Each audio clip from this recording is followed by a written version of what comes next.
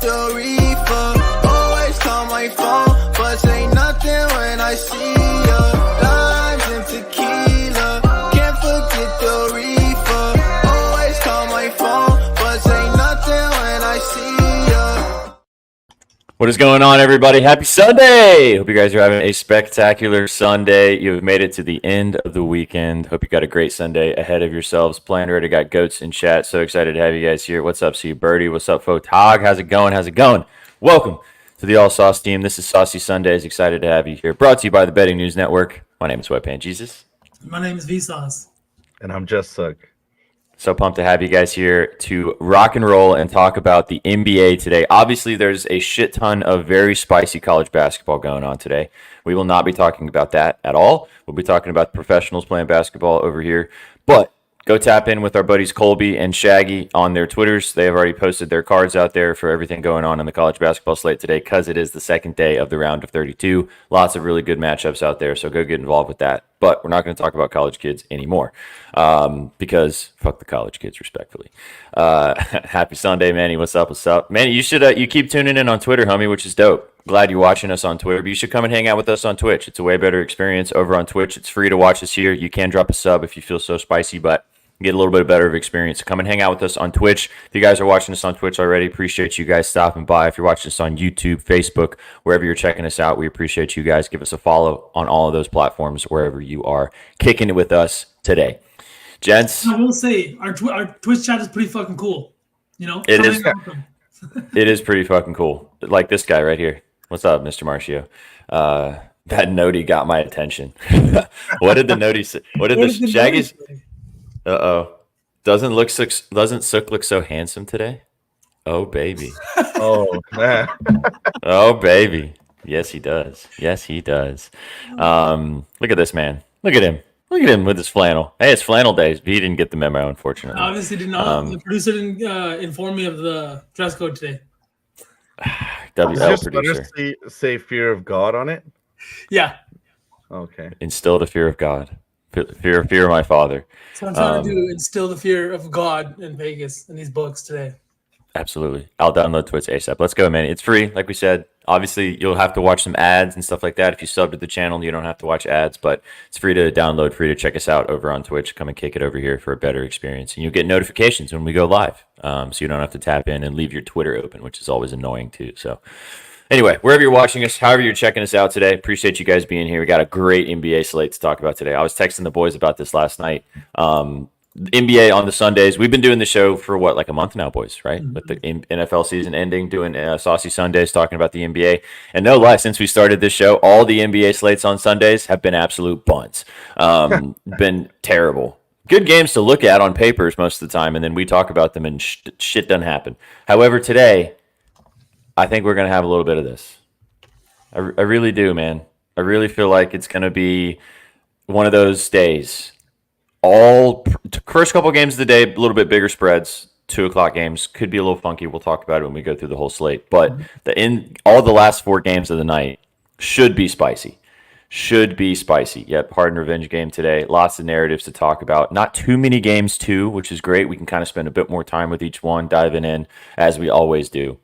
And we have a special guest today. We have our friends Betalytics in the house to give you guys some data today to show you their favorite plays on Betalytics.com. They're also giving away $100 if their POD does not smack, as per usual. Luckily for them, last week the POD smacked, so no $100 giveaway on the show today. But because they're goats and friends of the program, they're doing the exact same things again today. Before we bring them up here, guys, how we feeling today? You guys ready to fucking rock and roll? Oh yeah, Let's fucking go. fucking locked in. Let's get into it. This is what we need. You need to sub. First one's on us. Let's go, because Betalytics is all about the party. Appreciate them. We appreciate all you guys kicking it with us. You guys ready for Betalytics? You guys ready to dive into some motherfucking data? Play the fucking music. Let's go. Play that funky music, white boy. Oh boy, wonder what they're gonna get into today. Back to the lab again. Oh no, back to the lab again. We messed up. Back to the lab again. Not again. Back to the lab again. I gotta stay till I die.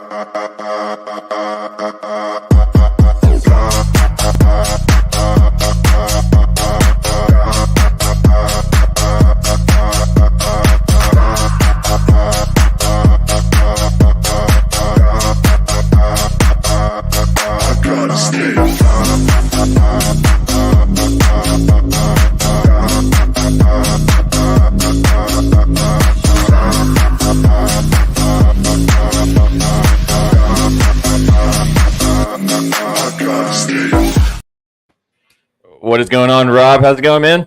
Going great. Happy Saucy Sunday, fellas. I got to say, I'm glad we're talking NBA today because I don't think I'm alone in this, but college March Madness has been cooking me. So, Yeah. I have been fortunate in the fact that we did our all-day stream on Thursday, which was fucking awesome. It was great. But every other bet I placed besides the two-teamer that Shaggy gave me was absolute cake. Absolute cake. And then I decided after that day, I was like, you know what? I'm just going to watch this go by. I think it's electric. It is nice. I've done a couple little cheeky parlays, but yeah, people have been getting fucking cooked left and right. Incredible games, though. Have you been tapping in and like watching these games? Or you just been kind of betting on it and seeing how it goes? yeah, I've been watching the ones I've been betting on. Haven't been going very well. Betalig's gonna have to get some data cooking for next tournament next season because up to my own devices has not been good right now. So Hey, and if Betalytics get some college basketball, Shaggy and Colby will be so bricked about that. No voice podcast today? What does that mean? I think the Basket pod. case. Oh, voice podcast. Oh, yeah, no basket case today. Sorry, no basket case, just us. You're just stuck with us. But that's okay. We're going to talk all about every NBA game with you guys. And we got Betalytics here that's going to give you guys a rundown of how everything works on Betalytics.com. You guys can get involved with Betalytics, what Rob's about to show you on their dashboard. You can get 30% off by using the promo code BNews. You can check it out. It's like basically a Netflix subscription, guys. And if you're betting every single day, if you're trying to get the advanced edges every single day with every play, side, total, props in the NBA, NHL, MLB's coming up very soon next week. Get involved. So, without further ado, Sorry, Yeah. except where Netflix costs you $10 a month, $12 a month, this is bringing you in money. exactly. Netflix is literally you're just throwing the money in the can. I mean, you enjoy the content that they put out there, obviously, but they don't pay you back. Betalytics pays you back, and then Especially some. with baseball season, man. We're all going to be bitching about it. Let's just all get Betalytics and maybe bitch a little less. Bitch a little less. All right. Without further ado, Rob, take us into the dashboards. Tell us where the Betalytics coin is going to be located today. You got a very you got some spicy overs because you know the deal around here. So get us started, man. Where we going tonight? yeah, we know we did. The unders aren't popular, so we do have one, but we got some overs. Starting with this one, it's our top game market play, A grade play. When you log into Betalytics, you see the A grades light up the top of the dashboard. It's always a good sign. We're going OKC Milwaukee over 231.5. I would lock this in immediately because this line's already moving. I did just check like 2 seconds ago. I see it's already at 232.5, but you can still do 231.5 at minus 130. It's got to pay a little bit more juice. We still do like it at 232.5, but our projection was on the 231. So going to lock that in at minus 130. Like I said, it's an A grade play. 60% win probability, projected win probability. In this one, we're projecting just over 234 points. You got two of the top 5 scoring teams in the NBA facing off against each other. I think you might see a nice SGA versus Giannis showdown here. I do find it interesting. It's kind of irrelevant because this was 2 years ago, but last time these guys, two teams played was in 2022, so they haven't played in 2 years. But in that game, there was 258 points. Giannis didn't play, but SGA did, and he cooked up 39. Again, kind of irrelevant because it's 2 years ago, completely different teams, but I just found that a little interesting.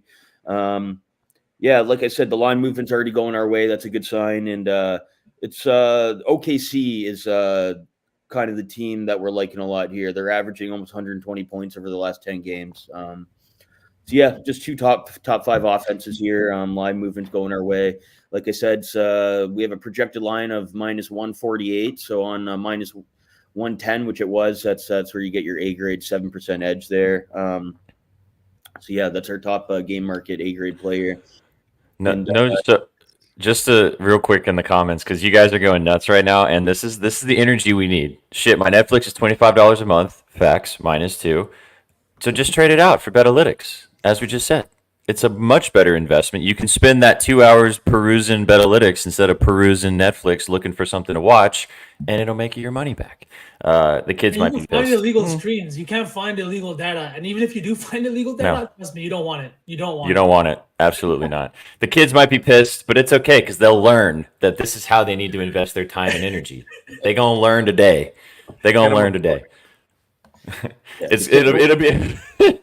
It'll be more difficult to analytic and chill though. All right, the kids are watching.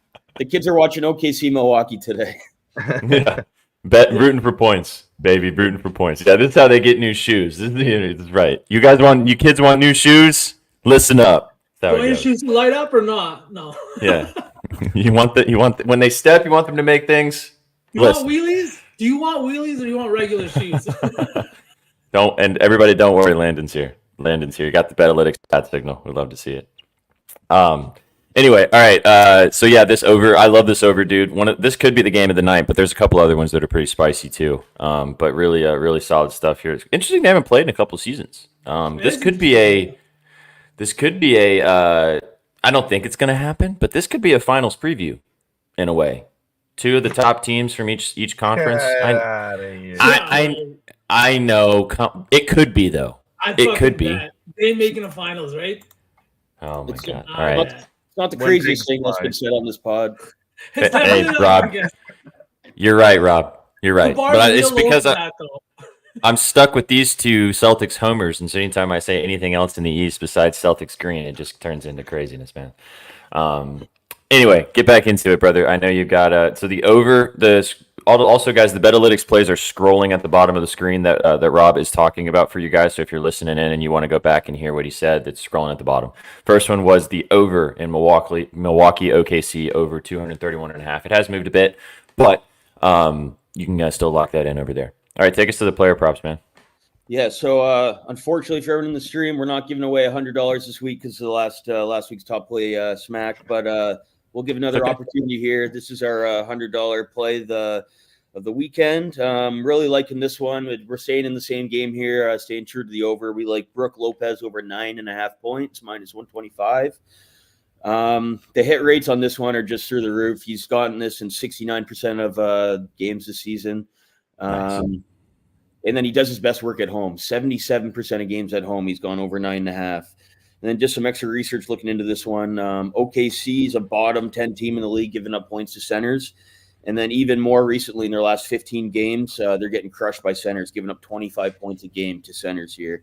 Like I said, it's just a very strong projection. We're projecting him to get 11.5, creeping up to 12 points here. So we like him to get double digits. He's been doing it all season, especially at home. And then he's playing an OKC team where we're already expecting a ton of points. And they're very weak in the paint to center. So this one lines up really well. This one doesn't smack. We'll be here next week to give away $100. All right, you guys, this is how it goes with these giveaways. So you can do one of two things. You can either just watch this and hope that Lopez doesn't hit, and then to give $100 away to one of you guys next week. Or you could bet it, and then if it doesn't smack, you're winning $100 next week. But if it smacks, which I think it should, I like this play, then you're winning both ways. You know what I'm saying? So one thing about this, Rob, because I was looking at this last night, he also has had 20 points in 2 straight matchups with OKC, 20 plus. I think he had 24 when they played like that game you said 2 seasons ago, or a season and a half ago. So yeah, I dig this spot a lot, man. This is a good one. I like this a lot too. I was just gonna say, Betalytics won't be giving away $100 next week, guys. So just make sure you lock in this fucking bet. Especially 9.5, man. Especially 9.5. OKC, we've seen it. Wemby and Chet are both fantastic on the offensive end and on the defensive end, but they struggle with one-on-one matchups against like grown men centers. Like that grown man strength is something that is hard to deal with, and you don't get until you've had 5 to 6 seasons in the league, right? It'll come with time. But in their first season right now, we've seen them struggle against stronger centers, and we've seen teams take advantage of that matchup repeatedly. So I love this. I'll be playing this right now. Let's Yeah. go. Yeah, we like to put our money where our mouth is around here. So, yeah, we like that one a lot. Yeah, like Let's I said, go. $100 it doesn't catch. I see a lot of James Harden talking to chat, and that's good because we have James Harden, very strong lean on his over assists. We have him getting 10 assists. Unless he completely mails it in, he's getting the points. So instead of over 8.5 assists at minus 140, we're going to do James Harden double-double plus 140. Let's go. Like I said here, with the player prop dashboard, very easy to find double-double leans, attack that market. Just sort by projection, look for players that have double-digit projections across their stat lines. We have James Harden getting over 10 assists, 10.39. Like I said, his points should be good. His assists have been red hot. We have him 61% chance getting 10 assists. So At plus 140, that's just amazing value there. He's been cooking in the assist market. You can see on the right side here with his hit rates, 80% over his last 5 and 10 games. Can we just talk about this guy for 1 second, though, how big of a goofball this guy is? I don't know if anyone was watching the game the other day versus the Clippers, or sorry, the Clippers versus Portland when he went to contest Kawhi's own three. Mm-hmm. Rob, do you know how many? I have watched that replay about 10 times, and I can literally not fathom what the actual fuck that guy is doing. I really don't know. I just don't. I think what he was doing was mocking Portland's defense. Like, if you're not going to contest him, I will. That's the only rational thing that I can think of what he was doing there. Okay. I had Kawhi under 1.5, 1.5 or 1.5 or 2.5 under threes on a last leg of a parlay. So I was actually tuning in for that. I see them kick it out. I'm like, no. And then I see out of anyone, James Harden goes to contest it. Then he bricks it. I was fucking dying, dude. Bro. He's like, Rob needs this. Rob needs a brick. He said he did this because the Clippers have had a rough couple of weeks, and he wanted to make Kawhi laugh. Wow. Shout out Harden for that. He won me that last leg on that parlay, and then he's Thank been God cooking for that. in the market ever since then. So we're going James Harden double tonight. And that is hard to do, to make Kawhi laugh. Ha ha ha ha ha. You got me laughing Kawhi over here. That's amazing. Hey man, there we go. Harden, lock it in, triple double. Chef and I put something together with this last night, which is also a good spot. But as you can see, Betalytics got the double double. Plus 140 is really nice value for the dub anyway. For some nice plus 140 value there. Against also, we'll talk about this when we get to this game in a minute, but it's also against the former team. It's always that narrative mixed into that here as well. So love to see it. All right, keep going, Rob. This one, I got to say, I really like this one. This one's a little chalky, but nonetheless, throw it in a parlay or single bet it with the chalk if you want. But Jonathan Kuminga, Golden State Warriors, under 5.5 rebounds. This one's been cooking all year too. 63% of the season has been going under. On the road, 71%, and then 80% in his last 10 games. You just got to look at the projection here. So we got projection. I'll scroll in here. He needs to get 6 rebounds. We have him in the threes. That's a huge discrepancy there. So just from the projection alone, trust the Betalytics data. It usually does you well. He's almost 3 rebounds off here in the projection. So we love that. Another thing, just some extra research looking into it. He did get 8 last game, which he hasn't done a lot. And looking into his game log, last time he got a lot of rebounds, he got 10 on March 7th. After that, he went 6 straight games going under 5.5. So we kind of like that he went over last game, because on the full season, he's got very strong hit rates here. So I think we're due for regression here. The projections certainly agree with this, and a little chalky, but we're loving Kuminga under rebounds. Instead of a buy low spot, this is a buy high spot. Sell high. Sell high. Yeah. Okay. There you go. My bad. Yeah, that what you said. It's the sell high spot. I remember, Rob, I remember it was last week or a couple of weeks ago, you came out with a similar spot to somebody like this who had just come off a really big rebounding game, and we had seen the same kind of pattern where after that big rebounding game, they kind of go like way under the line 6-7 straight. I can't remember who it was, but I love the spot too. I probably won't eat the juice, but I can find a parlay like that I think won't have me, cussing at the end of the night. Well, this is the one that you want to put in the Saucy 4, right, Rob? The under? Yeah. This is it's a perfect parlay builder, this one. So beauty. All right, give us a. Everyone loves betting the first basket market, even though it's a little, it's like a little scratch off, a little fun. But you guys got a great dashboard for it. So where are we going with the first basket look today? Yeah, this is a fun one. I'm actually really excited to get into this one today. I've been chasing this one for a couple games now. This will hit, and I will be validated eventually. Hang on, wait a minute. Hang on a second. In honor of that, let's fucking go, dude. Bang. It's good. Dude. I really feel like over the season we rubbed off a lot on Rob, whether that was a good thing or a bad thing, I don't know, but it makes me happy. Yeah, absolutely. Hey man, these bets, the ones that are the super high like value ones, it's the fucking game you don't take it after you've taken it 3 or 4 times when it smacks. You just don't give up. And these are the So ones where if you hit one, it makes up for the 4 or 5 losses just because of the odds. Absolutely. I'll bankrupt my whole bankroll chasing this one. I don't care, but it will hit, and I'm going to tell you why. So this is our first basket dashboard. We can sort by all different things. We just added 2 new features in here. It's team jump ball percentage, who wins the tip, who starts with the ball, obviously very important when it comes to this market. And then player first shot percentage, who takes the first shot the most. So I've been sorting by player first shot percentage. See here, we got the fake joker, Nikola Jovic on Miami Heat. All Miami does is win the tip. Bam Adebayo, he's the best first tip guy in the league. They start with the ball 62% of the time. That's one of the highest in the league. And then scroll over to first shot percentage. Jovic is second in out of all players playing tonight who takes the first shot of the game. Unfortunately, it's usually always a 3, and he bricks it all the time. But he is going to score. He will get one eventually. It's him and Miles Turner are get the first shot off the most at anyone. And it pays 11-1. So I'm chasing this one. I've lost like 2 or 3 times, but I have 11 times to get this, and it's going to hit today. I love it the way you said he shoots a 3 and he bricks it every time. I could hear the agony in your voice because I know you fucking watched that tip and watched that happen probably multiple times at this point. We're locked it in. Let's go. All right. Well, I guess if you're doing it. Thank you. 12-1. All right. I'm riding with you, Rob. All Yes. Butler come contest it. If you Give me follow buckets.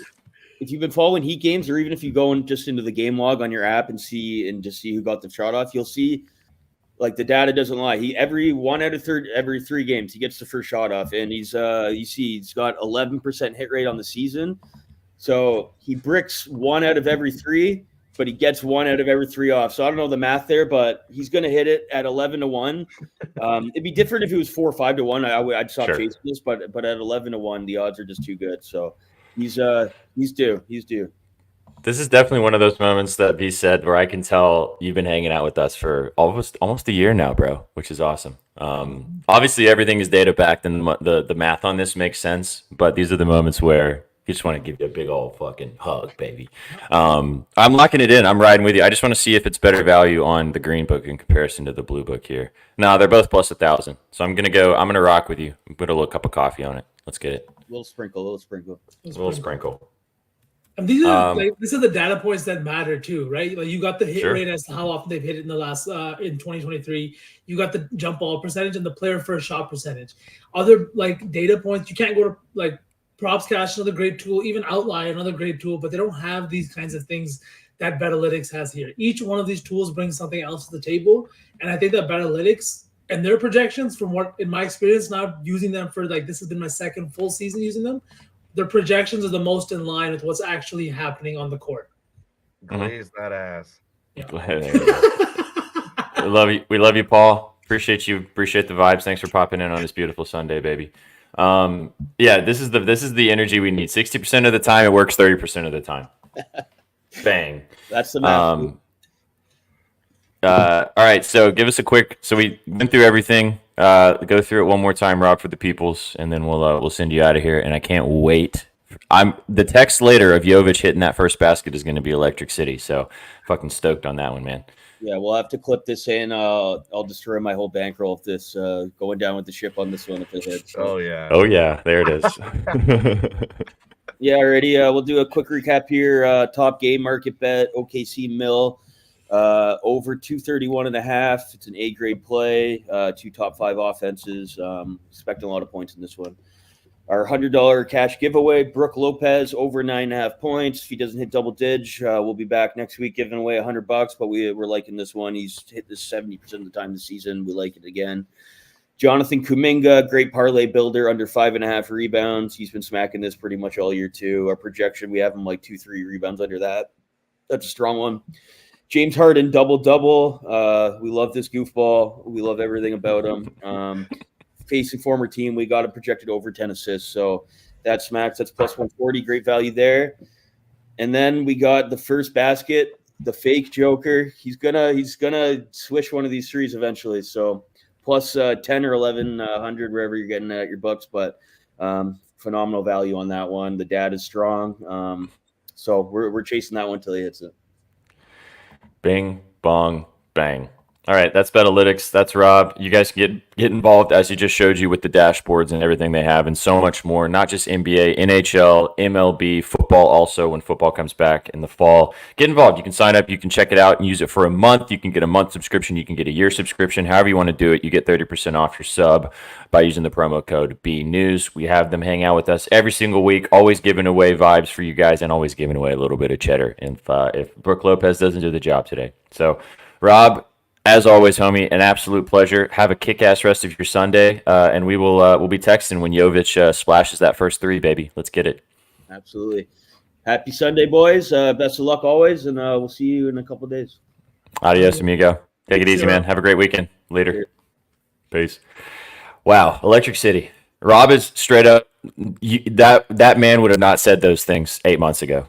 No, I promise you. Or if he did, he just wasn't quite as comfortable with us to be able to say it on the pod. But the fact that he is, I know, dude, absolutely. Passion behind Jovic's first basket was what got me. I was like, I'm fucking ready for the day. I am ready for today. If I get a Betalytics package sent to me, I will come back to Twitter. Hey, Paul, because you're here right now, baby, if Brooke Lopez goes under his points, you win $100. That could go to a Betalytics sub. Let's get it. Thunder and Milwaukee parlay. We could do an SGP for that game. I would be opposed to that. We have been doing SGPs for the early games to start the show on Sundays, but there is no early game today, so we won't do that. But maybe we can do an SGP for this game. That could be fun. We've already got 2 plays. We've already got Lopez and. Good answer, Chef. I think he means a money line. No, they play each other, Chef. They play each other, so it's an SGP. Pretty sure, right? I'm not losing my mind. Nope. Each other. Landon wears his Betalytics hat every day, along with his Betting News T-shirt, his 7,000 green check marks, cash money. I still have the Betalytics hat that they sent Sook sitting at my house. Oh, nice! What a friend you are. Not a good one. I never said I was. I just said Sook was great at what he does. I didn't say I was a good friend. That's true. I put my Preds hat on just for us talking about the Preds today, because they're fucking Electric City and on fire right now. So fucking good. You know what's electric? That I had Forsberg's point yesterday parlayed with the money line because it was juiced, and I was bitching for so long, and then I get out of Dune, look at the score app, and I see he was the one to score the only goal in that game. Fucking stud, and he hit his shots and goals. Thank you for that too. You're welcome. Yeah, I actually didn't end up playing his shots. I was thinking I was just going to do the money line for the Preds, but it was a little too juiced, so I just kind of let it. I also haven't bet them. I bet Yossi point throughout this stretch, and I feel like if I jump on now, I'll fuck up the juju. So I'm just going to let them keep winning. 15-0-2 this month. You can't jump on now, or in the last 17 games or something. Yeah, you can't. I'm gonna probably early to mid April. I'm gonna go to a game, so I'm very excited. Bridgestone Arena is Electric City. It's going to be dope. Playoff atmosphere must be insane. Our buddy, our friend Rachel said, she texted me and said that if they make the playoffs, she's coming to Nashville to do something for the playoffs. Right now, right? They've got a good lead too. So that's good. So, I mean, they've won 13 of their last 15 games. They're 13-0-2 straight, I think. Yeah, it's fucking nuts, man. Anyway, this isn't a hockey show. This is basketball. Let's talk about some basketball. Dope having Rob with us. He got us kind of rocking and rolling. V, can you bring up Outlier? Let's get it, baby. We're going to dive into the slate with you guys. How we've been doing it is we have been putting together a play in every single game and putting them all together as our Saucy slate card put together. So it will be scrolling at the bottom of the screen for you guys. Obviously, it's blank right now because you're going to hear us go through the entire slate and pick our favorite play in each game that we talk about. We're going to find probably multiple plays. And the amount of times in the last couple pods that we've talked about a game, talked about 6 plays that we like, we end up betting one of them, and the other 5 smack, and the other one is a fucking sweat, or it doesn't hit. So listen to what we say, not what we bet. Yeah. Keep your ears so open. You look so handsome today. So handsome. So yeah, listen to what we say on the. Obviously, drop what you guys like in the chat too. Ask them some questions per game. If you want to ask a question about a game we haven't talked about yet, that's cool. We'll try to get back to it. But open conversation. Let's get into it. Let's dive. We are going to cook together also our Saucy 4. It's our 4 favorite plays. When we get to the game where our play is in, we'll talk about the play, and then at the end of the show, we'll parlay all 4 of those together. As you heard, Rob is on the Jonathan Kuminga rebounds under 5.5. That will be their leg. We will get to our 3 legs when we get there, and then we will find a play in each game. All right, let's start with this Pels Pistons game. Getting us rocking and rolling here. First game of the day. 2 o'clock Central, 3 o'clock Eastern tip-offs today. The Pelicans and the Pistons, and then the Sixers and the Clippers. We'll talk about both those first. Let's talk about this one. Pelicans taking on the Pistons. We've got a 13.5 point spread in Detroit against the in favor of the Pelicans. Over under is 217.5. I'll go real quick first. I loved this line last night.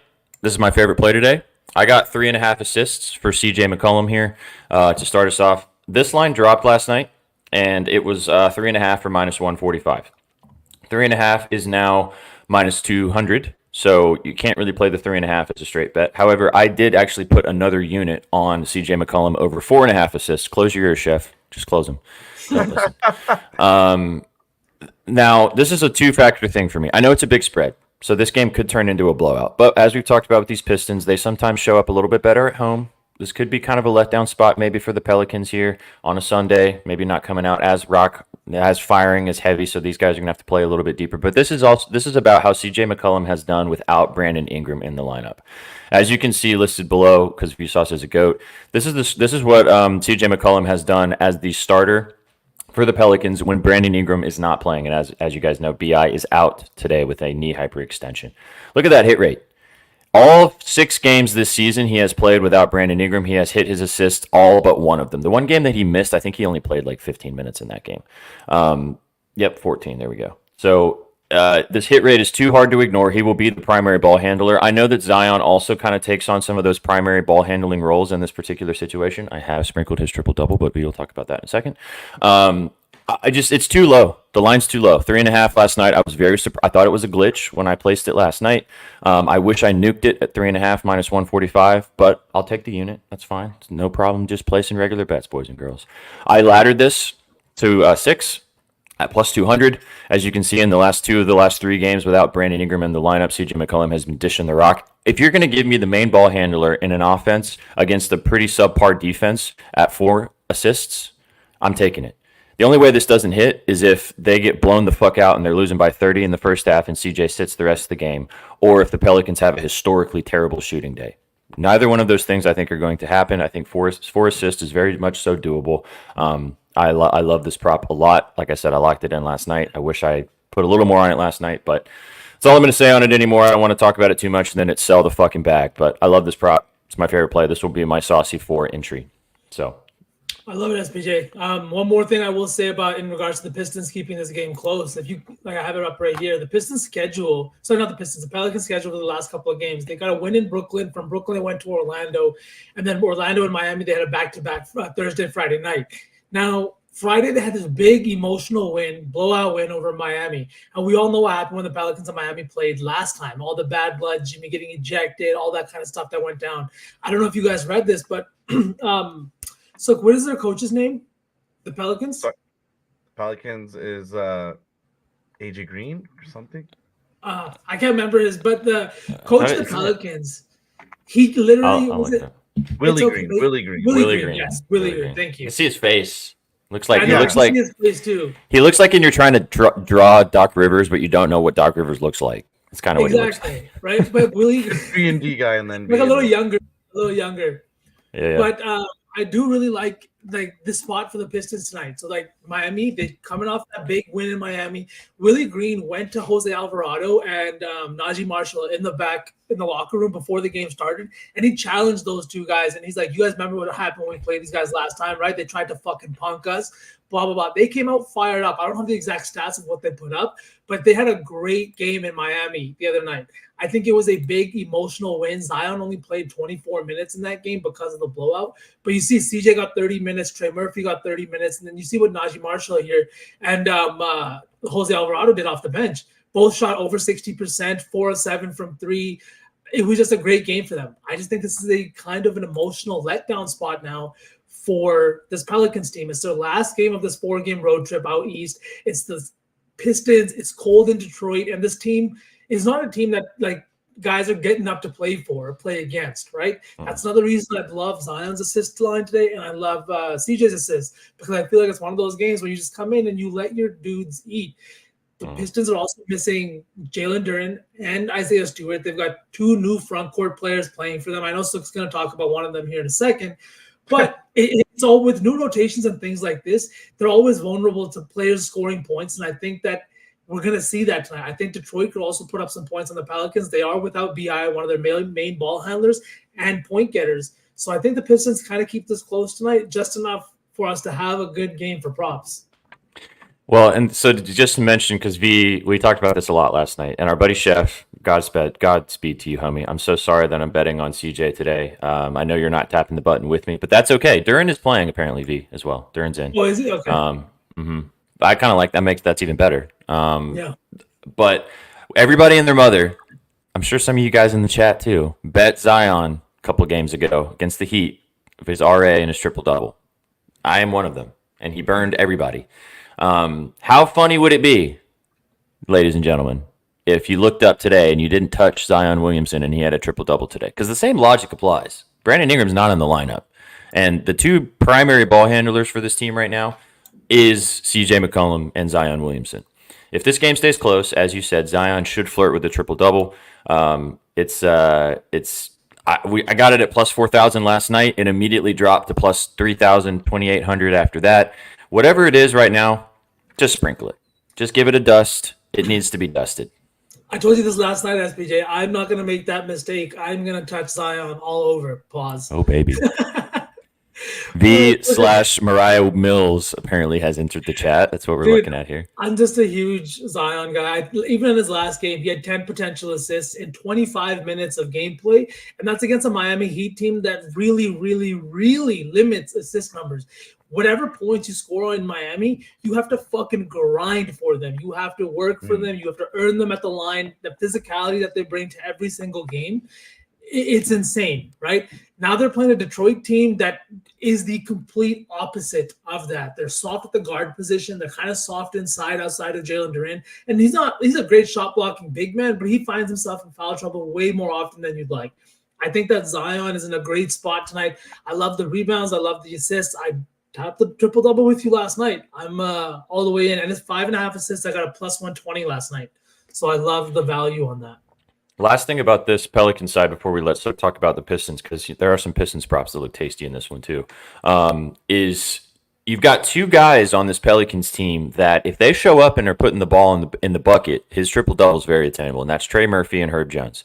Both of these guys have been playing really, really, very good lengthy defenders for this team, but they've been playing really good offensive basketball. Trey Murphy's I was looking at his points as well, 17.5. I like that line too. I ended up going their assist route here, but his points line looks very tasty to me. Against this Pistons team, he hit it both times he's played against this team previously. He also is obviously a dead-eye three-point shooter. He kind of goes through these peaks and valleys, as you can see on the graph right there. But if he has a good game, and Jones does too, Alvarado knocks some shots down, these assist numbers for Zion and CJ could be free queso. So let's not talk about it anymore, because otherwise I feel like we're literally jinxing the shit out of it at this point. Let's get the other side here. Let's talk about the Pistons a little bit. Our homie, is he still in the chat? Our homie Dennis dropped a banger of an SGP for this game. Go follow Dennis on Twitter if you're not already. He tagged us in it. Go get involved with him. It's a pretty awesome little SGP for this game. Our Pistons man from Detroit. So talk about your favorite guy here. You've been singing this man's praises for a week, and they finally gave us the line. They gave me this line last night, Sook. Did you take it? At 9.5, minus 115 for Toussaint Ibwoma. The dude is a Nigerian, played in Princeton for 4 years. He's a good little player that's been playing a lot of minutes for them here. And honestly, this was from the Plums play at 9.5. I think he's going to get there. The Pistons really kind of don't have anyone that can score, and he's athletic and gets a lot of hustle points. And he can knock down an open 3, which it benefits him because he's not really a known player, so a guy might not close out as hard knowing that's a knockdown shooter, and he might catch you and get 2 threes in a game. So I would like that at 9.5 minus 115, and I also do like that even more because Betalytics likes it today. Do they have his points at like 12 or something? They have his points at 10.5. No, I'm saying, do they have him projected to score? Yeah, Yeah. it's a Okay. B grade play for them. Fuck yeah. As you can see, that's the graph that V's showing right here on the screen from our friends at Outlier. He's been playing substantial minutes. It's funny though because when you pull up the 3-point graph, he hit 2 and he hit 0 and he hit 2, and that 0 game was the game you were bitching because you took his threes. But the points. It's hard to ignore, man. If he gets the same minutes, the same run today, 9.5 points for a guy that's playing 30 minutes in an NBA game could be free queso. Look at his volume increase too. And I did see that Duren's actually game time. So I said it on Friday, and I know no one probably played it. But Wiseman, 7.5 points against the Celtics. He had 24. It was free. If you can get a line for Wiseman with Duren kind of game time, if it's around like 7.5 again, I would play it even from the bench. Boom. Unfortunately, there's no other. So we've kind of talked about the main props that you can take in this game. We kind of touched on Zion. We touched on CJ. I mentioned Trey Murphy. You just talked about Tosin. Anything else in this one? I'm not seeing props for Wiseman, which is unfortunate. Obviously, Cade, I think, is playing from what I understand. I don't think he's going to be out for this one. You guys like anything else in this game? No. I think, but the fact that we found 3 to 4 props we do like in a Pistons game is already a lot. That's way more than I was expecting to. And it's weird that like the first game I was looking, my labbing was great last night because I literally first game of the slate and I was like, fuck, I found my POD. I can go to sleep. No, I did not go to sleep. I looked at the rest of the slate, but it's always nice when you tap in the first game and you're like, yeah, let's go. Honestly, though, I think for this game, I would feel comfortable throwing CJ and can you pronounce his name again so I can not butcher it? Tosin. It's a Woma. Iwoma. So yeah, I would be comfortable with Tosin, Iwoma, and CJ's assists both on our card. Okay, so you want to do a little double dip on this one. I'm seeing 9.5 points for Tosin for plus 106. Is the number I'm getting there. So let's pull it up here.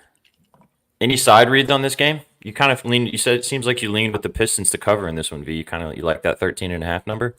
Sort of, like not really. I lean with them to keep it close enough for long enough that the props are within reach. But like the Pistons, they start sputtering in that fourth quarter when all of a sudden shots stop hitting and things like that. So I don't know if I really have faith in them. Right now, the bad teams are really, really bad, as we've seen over the last few games. Like we've seen Toronto getting blown the fuck out.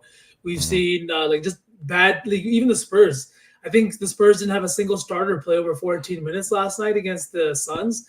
Like it was just bad. The Rockets against the Jazz, right? Oh yeah, the Jazz. Yeah. They were up 30 in the first quarter. They were up 55, I think, in this first half. So dude, shout out fucking Jalen Green for talking to somebody to get him back in the fucking game. I was worried that he was up 30 that he was going to sit at halftime and not get 25. No, it's fine. He got 40. We're chilling. That's like NZ, man, bitching at halftime when like the team's got like an 11-point lead. Are they going to come back? Yes, bro. Of course, it's their job. Well, Jalen Green's also like 10 years old, so he can play. He'll be fine. Oh, man. And apparently he has 7,000 mouths to feed now, so he needs to make that cheese. But all right, so let's see here. I've got CJ assists. Let's just take the 4+. Let's do it. Okay. Oh god, it's minus 220. No, we can't do that. No, let's not do that. Let's take the 4.5. If you want to not take the 4.5, let's take Zion at 5.5. All right. What do you guys want to do? Because I don't know. I like them both. Or Sook, what do you think? Because we have CJ in the Saucy 4. We do. Oh, yeah. Let's maybe not double dip. I don't want CJ to literally rip my soul out and throw it on the ground and step on it. So let's take Zion then. 5.5. Okay. And then Tosin points. Yeah. Yeah. Okay, The so I've got last toast. game was on the second night of a back-to-back. It was a blowout, so I can see why CJ didn't get the run. Or not CJ, sorry, Zion didn't get the run in the fourth quarter. Oh, It's just like, you're up big. Duran is out. Yeah. It I just, thought so. yeah, Back it issues. it just locked. So I think, yeah, let's do this. Let's come back to this game because I'm assuming that when we maybe circle back for this one, we might get lines for Wiseman, like Sook was just talking about. That was actually so because you gave that out and then he started on top of that. Like when that kind of shit happens, it just feels so good. I was so excited. Yeah. That was dope. That was like when I had Dame's assists before they ruled Giannis out, and it was fucking just air. Oh yeah. What's up, Hovey? Let's go, buddy. What's up, man? Welcome. All right, let's circle back. We'll keep Zion in the queue, but we'll circle back to this one when we get some more lines and some more info. Maybe we'll be able to snipe Wiseman. Also, the line moved to 14, a point because of Duran. So there we go. All right, next up, let's talk about the Sixers Clippers. The Clippers 9.5-point favorites in crypto today. Against, is this a crypto where they have to wow? So this is in crypto. They're going to have to change the court mid-afternoon. So because they've got the Clippers playing at crypto at 2:40 Central, and then they got the Lakers late night. So they're going to be flip-flopping that court in between those games, which will be fun. All right, Clippers 9.5-point favorites. Over/under is 215 against the 76ers. Our buddies at Betalytics talked about this earlier. They love James Harden, his double-double at plus 140. Again, sprinkle the triple-double if you're feeling so inclined, playing against his former team in crypto today. Gents, what do you guys like in this game? You got any spots you're eyeing in this one? Not really myself. I was looking at James Harden. I like the James Harden look. I'll probably tail Betalytics here, but this Philly team is hard for me to really kind of trust. I know that they stayed in it with the Lakers the other night, but did they end up covering or not in that Lakers? I don't even know. I don't know. Oh yeah, they did that because Maxey almost hit that. I think they lost by 5. What was the line? It was 7.5. They covered then because they lost by 5, I think. They lost by 7, I'm saying. So they barely covered 7. that Okay. line. Yeah. So it was kind of I was on the over. I was leaning with the Sixers, but like I said, it's hard to bet the Sixers. I think this is a letdown spot. They've been in LA all weekend. They had that game on Friday. Then again, Saturday night in LA. Now you're playing an afternoon matinee game in a completely different time zone on the opposite coast. They've also been on the West Coast for a little while now. They had a Wednesday game against Phoenix. Then Friday they played the Lakers. I just don't know. They've got Sacramento tomorrow. I just think it's a tough spot in the travel schedule for the Sixers. And I bet Buddy Hield over 1.5 assists last game, and he ripped my fucking heart out playing 14 Dude, minutes. we were texting about this. What the actual fuck is Nick Nurse I don't know doing? what Nick Nurse is doing with these rotations. His minutes have just plummeted in the last. Plummeted, man. Why are we giving Nick Batum? Why are we giving Nick Batum a run in this lineup and not letting fucking Buddy Hield play? I know that Batum is lengthy and he's a good defender and he can shoot the 3 ball, but you cannot. You need to score. Why playing over Why Paul exactly Reed? over Paul Reed? That made no fucking sense. You're letting AD just do whatever he wants. He had 19 rebounds. Mo Bamba wasn't doing fuck all. What are we doing here? I think he had 7 offensive rebounds. Dude, 7 offensive rebounds in this day and age is embarrassing to let one guy come in and grab against your team. You know what I mean? I did have something that I looked at, and it's kind of a narrative thing. Obviously, the Harden. Let's all say we like Harden against former team in crypto. He probably could flirt with a triple-double. Double-double, nice. Maybe you even just put Harden something in here and we can move past it. However, I really like Kelly Oubre in this one. He's over 19.5 points and assists. He's back playing 30-plus minutes a game. He's hit this points and assist line in 9 of his last 10 games. Has, like I said, playing 30-plus. He's played 33, 38, 35, and 35 minutes in his last 4 games. He's taken 16, 19, 20, and 18 shots in 4 straight games. His points and assist line is 19.5. He's hit it with just points alone in 2 of the last 4. The assist, he's good for 3 to 4 a game as well.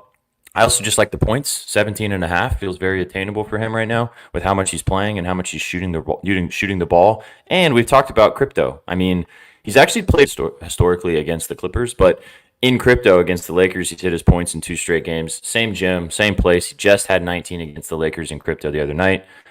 I could see it happening again. I mean, who else is going to fucking score for this team? I'm so glad that you brought this up, SPJ, because I bet him against the Lakers, and I completely forgot about him. Same narrative, same reason that I want to bet him today. Holy shit. He's playing in Los Angeles. This is a guy, Kelly Oubre, who gets up for these kinds of narrative games when there's people in the crowd. It's a Sunday matinee game at Crypto. You know there's gonna be celebrities in the crowd. You know there's gonna be like bad bitches in the crowd. It's what goes on fucking Sundays in Los Angeles. The weather's good again. It's like life's good. They've been in LA all weekend. If there's any like when you're in LA for a full weekend, it's not many teams that get a full weekend trip in LA like this during the middle of the season. And that's what the Sixers team is getting right now. I think Kelly Oubre coming off a day off. And look at his game log here. Notice the teams that he's played over the last few. Brooklyn, 30. Again, New York. Against Memphis, 25. New Orleans, 20. New York, 18. And that's back-to-back games against a fucking tough-ass defense that he just put up 18 and 19 points. Pelicans, too. Before that, Pelicans defense is good, too. Very good. Yeah, exactly. These are like big cities where it's fun to play in. New Orleans. Holy shit. What the fuck, Trent? Bad bitches v Sauce 2024. Absolutely. That picture of Trent threw me way the fuck off. Yeah. But yeah, dude, like big cities, Miami, Phoenix, Los Angeles, New York, Brooklyn. This is a guy that shows up in these big cities when like the crowd is fun to get involved. Philly is not that kind of city as much, I'd say, but I think he gets up to that, and his volume, dude. His volume. Look, yeah, I was gonna say this is the part of it to me that makes it a slam dunk. Like, look at the shots. He's obviously turned into the He's turned into the secondary option to Maxey. Like when Maxey can't get his shot, they're deferring to Oubre, and Oubre, because he's the only other guy on this team that can go get a bucket. Like if you just give him the ball, he can beat somebody one-on-one off the dribble, or he can, pull up and hit a shot if he needs to. Or that sexy, like this guy said in the chat, that sexy double pump slam was very nice. Yeah, I'm down. I love it. I think I actually might play it straight as well, just because I really like the line at 17.5. Do you guys want to roll with this? What do you think, Sook? Just because we both talked about it for a minute. Do you like this Oubre spot, or do you like something else here? I do like it, and I will just simply add to the narrative play of this. Kelly Oubre averaged 20 points a game last year and then could not find a home in the NBA and ended up signing a minimum contract for what his service is in the league. So this is a dude that has a chip on his shoulder and needs to earn another contract next year. And like you've been saying, V, he likes playing in LA. All right. Do you guys want to take the points at 17.5, or do you want to take the PA at 19.5? The points plus money, like it is here. It's minus 112. That's so good. I like the points, to be honest. Mm-hmm. Can we just talk about this though for a real quick sec on outlier potential assists, guys? They have potential assists now. We just added this. I forgot. Yeah, I got a notification saying that they did that. Oh, dude, that's a game changer. Yeah. Fuck me. Holy dude. That's awesome. Yep. Oh my god, that's amazing. Yeah, Zubac boards is a good look too, but especially. Sorry, go ahead, SPJ. No, I was just gonna say, especially if fucking Mo Bamba ends up taking up minutes from Paul Reed again. What makes me like this one a lot is the fact that they're just not good on the offensive glass. I was thinking about this, and when I'm looking at rebounding props, if I can find a matchup where a team is not good on the offensive glass, it just adds a whole nother dimension to the game, because I feel like teams are aware of that. They're going to come and they're going to attack you on that offensive glass, and it's an aspect of the game that we don't always talk about. Like the Lakers in that Sixers game. That game was way closer than it should have been. The Lakers were bricking shots, and I think Anthony Davis had maybe like 14 or 15 field goal attempts, and 6 or 7 of those came off of offensive rebounds, right? Like they couldn't get him the ball, but he created chances for himself just by getting offensive rebounds. I think the Sixers team is someone that struggles on that, especially without Joel. So I like the Zubac look a lot, bro. I think we just stick with Oubre. I agree. Points. Just talking but about just to mention some other angles, yeah. Did we like anything else on the Clippers side of things besides Zubac and obviously Harden? Boys, I have a question. What's up, Colbs? We'd love to answer it. Is it about the NBA? Is it a triple-double or a double-double that you're thinking of sprinkling? And we'd love to help you out with these questions. Or are you just going to ask what is Sook's OnlyFans? Zion double-double, baby. Lock it in. We've already 50 yesterday. I got it at plus 300 after V texted me. We're also on the triple-double. If you like, if you want to sprinkle on that too, get involved.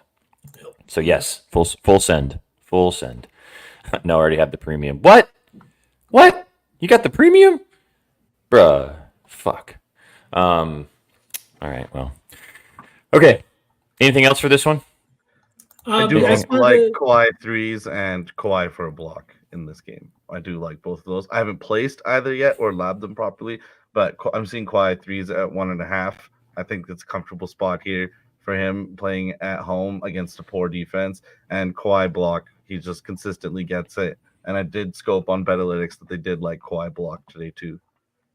What's his block? What's the value on that? I gotta look at it. Minus 155. That's not bad. He's good for a block. His threes sketch me out because Harden's gonna fucking try to block his three again.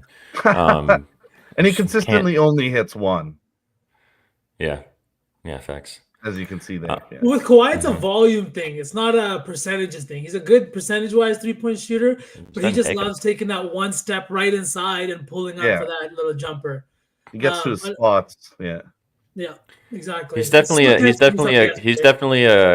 a come inside guy, not a pull out guy. That's for damn sure. Sook, I walk out of Dune 2 yesterday, and I looked at a message from Sook. Jason Tatum is Kawhi Leonard, and obviously, me being as unhinged as I am, I was like, yes, but better. Yeah, sure. I can definitely agree with that take. It gets to his Apparently- spot. The guy's going to take 30, 40 shots per game. He plays defense, and he just wants to win basketball games. So Wiseman's points is out at 12.5. As you Drageth. What's up, Drageth? I'm seeing minus 120 value here on a gold sports book. I'm not seeing it where I'm looking right GMG? now, but GMG indeed. Machine Gun Kelly. Yeah, 12.5 for Wiseman. So as we talked about, if you like that, go ahead, lock it in. We'll get back to it though. We'll circle back. I think it'll still be 12.5 by the time we circle back around. So This is one guy that's been super fucking hot that nobody's been talking about. His true Who is shooting this? percentage over his last 5 games, I think, is almost 70%. So maybe above Who- 70%. Paul George. who is sorry. it? George. Paul George. You love this guy. I think you he's love so PG, good, man. man. Yeah, I like, dude. He's so good. He plays defense. He's one of those prototypical two guards that I grew up watching, and he's still doing it in today's league. But he's added the 3-point game to his game.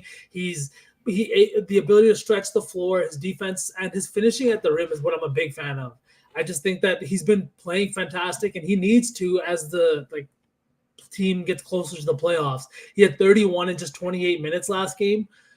I don't know if I want to take him again, but he's got a good matchup. The Sixers team is not they have not been good without Joel, especially with no paint presence. The guards have no help in the middle, so it really kind of leaves them on an island against these defenders. And you have guys like Maxey, Buddy Hield when he's getting time, or I would say Kelly Oubre is their biggest defender right now, right? Paul Kyle George's Lowry. threes are over 3.5 for plus 105 I'm seeing, and he's hit that in 5 of 6 games. He's also hit it in two. He's also hit it in 2 straight versus the Sixers. Oh no, that's assists. Never mind. Sorry, I was looking at something different. I do think that's hot though. That is hot. Volume also Plays is straight. great. This is one of those moments where we're gonna take Oubre points, and everything else in this game that we talked about is gonna smackaroo, and Oubre is gonna have 10 points. I still think Oubre is my favorite play though. I do With too. Everything, the narrative, the volume, and all of that stuff. He's my favorite play. I The just thing wanted to about point out Oubre and the compare. threes because it was plus money. Sure. These are the things that people like listening to because we're going to lock in the one thing, but there's 7 other nuggets that got dropped that people are going to listen to and bet them, and it's going to be dope. The thing also that Oubre kind of sells it as like the best of the best in this situation is he's going to get probably 20 shots. Like even if this game ends up being a little bit more of a Clippers, not blowout, but like heavy leaning Clippers direction, like Oubre's going to play. So that's kind of my only reason why I lean that direction in comparison to like a PG line or something like that, or even Kawhi, or Harden. I mean, obviously we talked about Harden and Betalytics liking Harden. So, cool. Should Should be a fun game. Yeah, indeed. And like I said to you guys, should be. Sorry, go ahead. So should we cook a same game parlay for this one? I know it's not like an early game we'll sweat, but we'll still sweat it. I was thinking let's choose one of the later games because all those are better in my opinion. There's still a big spread in this one. This game could get out of hand. I know it's 9.5, but I prefer to pick one for like the Bucks, Thunder, or the Pacers, Lakers. Like I feel like that might be a little sexier. Way sexier. Just I mean, this is like the first girl he saw. I was about to say this is like when you see that one, but you're like, let me get a couple more drinks and see what they peruse and scope everything else and find out because we can always circle back, bro. Sometimes ugly bitches need love too, right? God. And I mean male and females, right? Oh my god. I said to parlay to my friend one day, I was like, this is gonna be a fucking ugly ass play. Like, we're gonna have to sweat this. And then that's what he replied to me with. He's like, sometimes ugly bitches need love too, man. I laughed my ass off. You not only said that once, you had to say it again too. I did. Don't cancel me. Yeah, double down, man. Jesus. Had to. All right, Zion over 5.5 assists is. I'm just typing it up for the card here at the bottom. And then Oubre over 17.5 points. Yeah. All right. I have a Harden for Harden. We need the James Harden Grady Dick change. We really need it bad. Yeah. I hope the Buffs take this game. Yeah. What's going on in college basketball? Our group chat's going nutty right now. Who's winning? Buffs were down 9.5, or down 9 or 11.5. It's a close game now. I'm sweating this out with the boys. Plus 4.5. I need to mute our group chat because it's bothering me. All right. This Colorado game is fun. Good stuff. Keep us posted, chat. We need to know what's happening. All right. So we've got Zion over 5.5 assists and Oubre over 17.5 points to get us rocking. Next up, let's go to the next game. Full disclosure, though, I did like the Oubre PA look better. You want to do PA instead?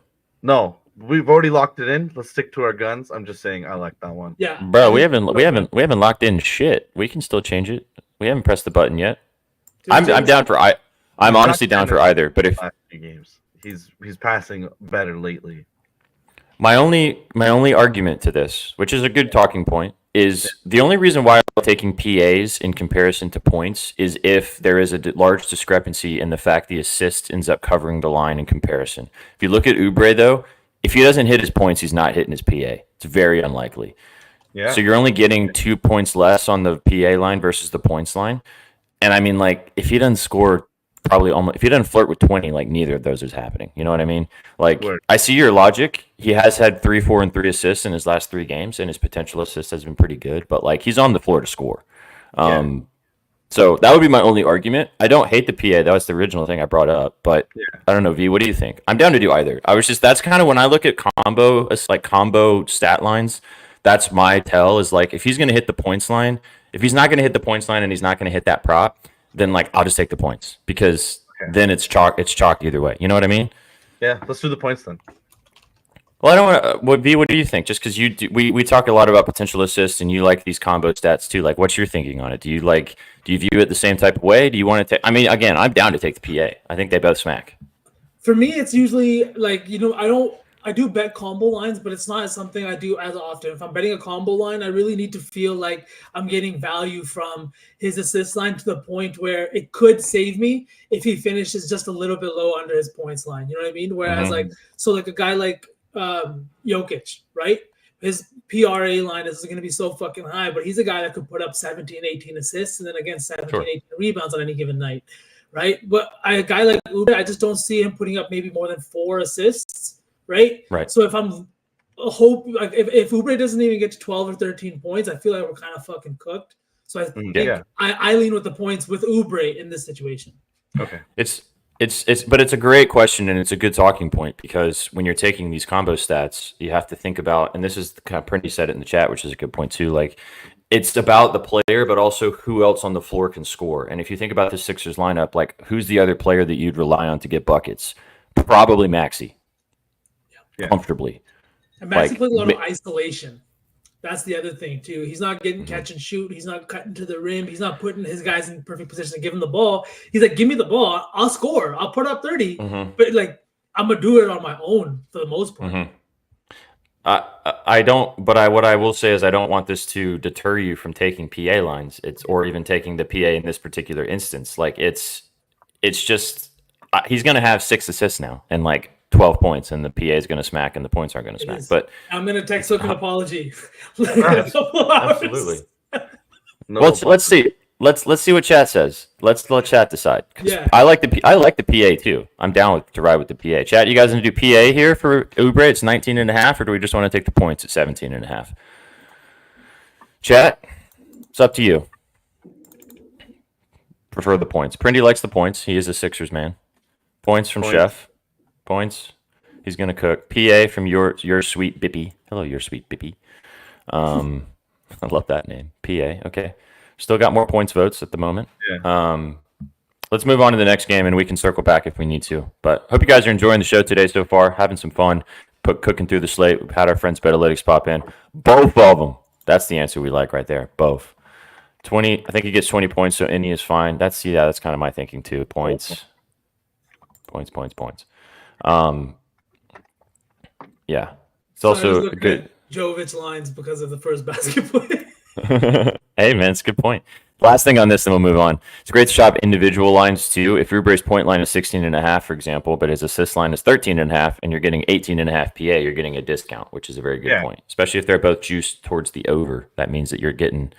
And this is all, like... This is not necessarily a part of us capping this game, but this is all about just, like, how you view lines and how you view this individual situation, because this is what we do every day, and I know you guys are doing it too, and we're just trying to get better as a unit. The amount of times Vsauce will show me something and I'm like, holy tits, I've never thought about it like that. I used to keep Sook hidden in the bushes for like last season when I was betting and stuff like that, like Kim I wouldn't tell Kardashian. everybody about him because he was like my he was my rain man.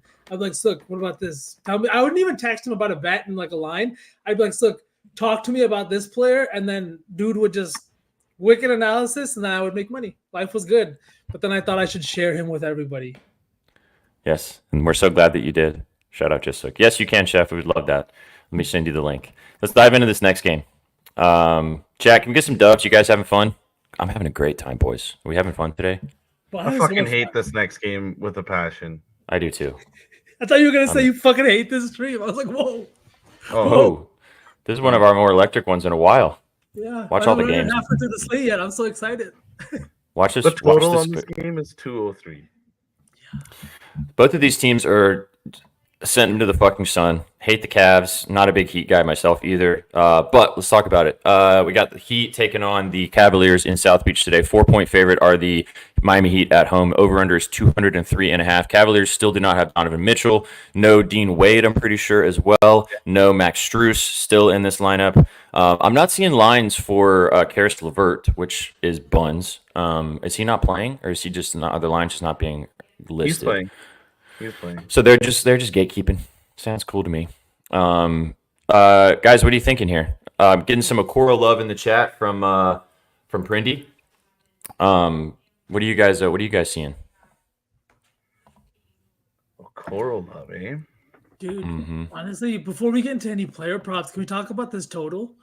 Like, I know I took the Knicks total under 204 last night, and I thought shit was caked before it even tipped off, to be honest, just because, like, a total at that number in an NBA game, like, this is not 2008, right? What are we doing here? But look at this. Look at the hit rate. 7 of the last 10 Miami home games have gone over this total. Cleveland Cleveland, on the other hand, they've gone 9 of their last 10 over this total. The only one they didn't was that loss to Minnesota, where they only scored 91 points. But now, coming off of that loss in Minnesota, you're going into Miami here. We talked about this too. Like, teams are getting up to play Miami. I know the Cleveland Cavaliers are full of guys that you wouldn't normally think of, like, that care about that kind of stuff. But who doesn't care about having a fucking good game in Miami? And in Miami, like, in front of that crowd, everybody gives a shit. You might not care about the extracurriculars after the game, but you want to come in and show out, have a good game. I don't think Donovan Mitchell's still back, but dude, I feel like this is an over spot.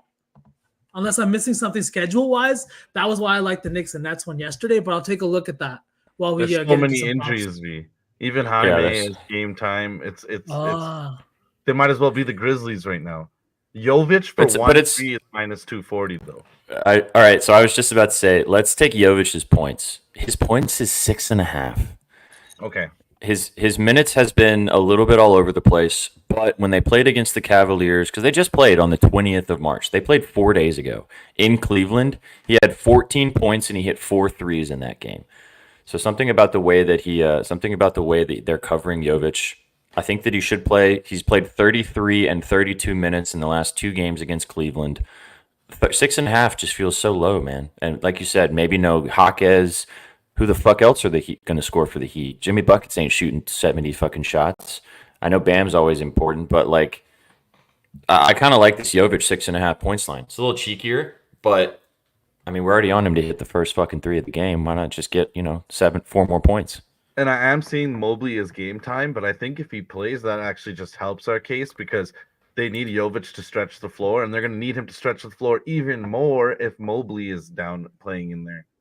I agree. Yeah, this is where the Cavs they lack. We've seen guys like Miles Turner. I know everybody was on Miles Turner in their last game. I think he may have ended up hitting his threes, but even if he didn't, I know Jalen is his name Jalen Smith, Sook that plays backup for the. That's on the Jalen Pacers. Smith. Pacers, that's what I'm talking about. Yeah, Jalen Smith, yeah. the backup. He came in and he banged 3 or 4 threes for that Pacers team because that's what big men do. Now, it wasn't Miles Turner banging necessarily 4 threes like everybody thought it would be, but the same principle applies here. You need to stretch the floor against the Cavaliers. Sheffrey. Hi, Chef. Yo, Buddy. Hey, you're on the screen. You're on the show. Welcome. How's it going, bud?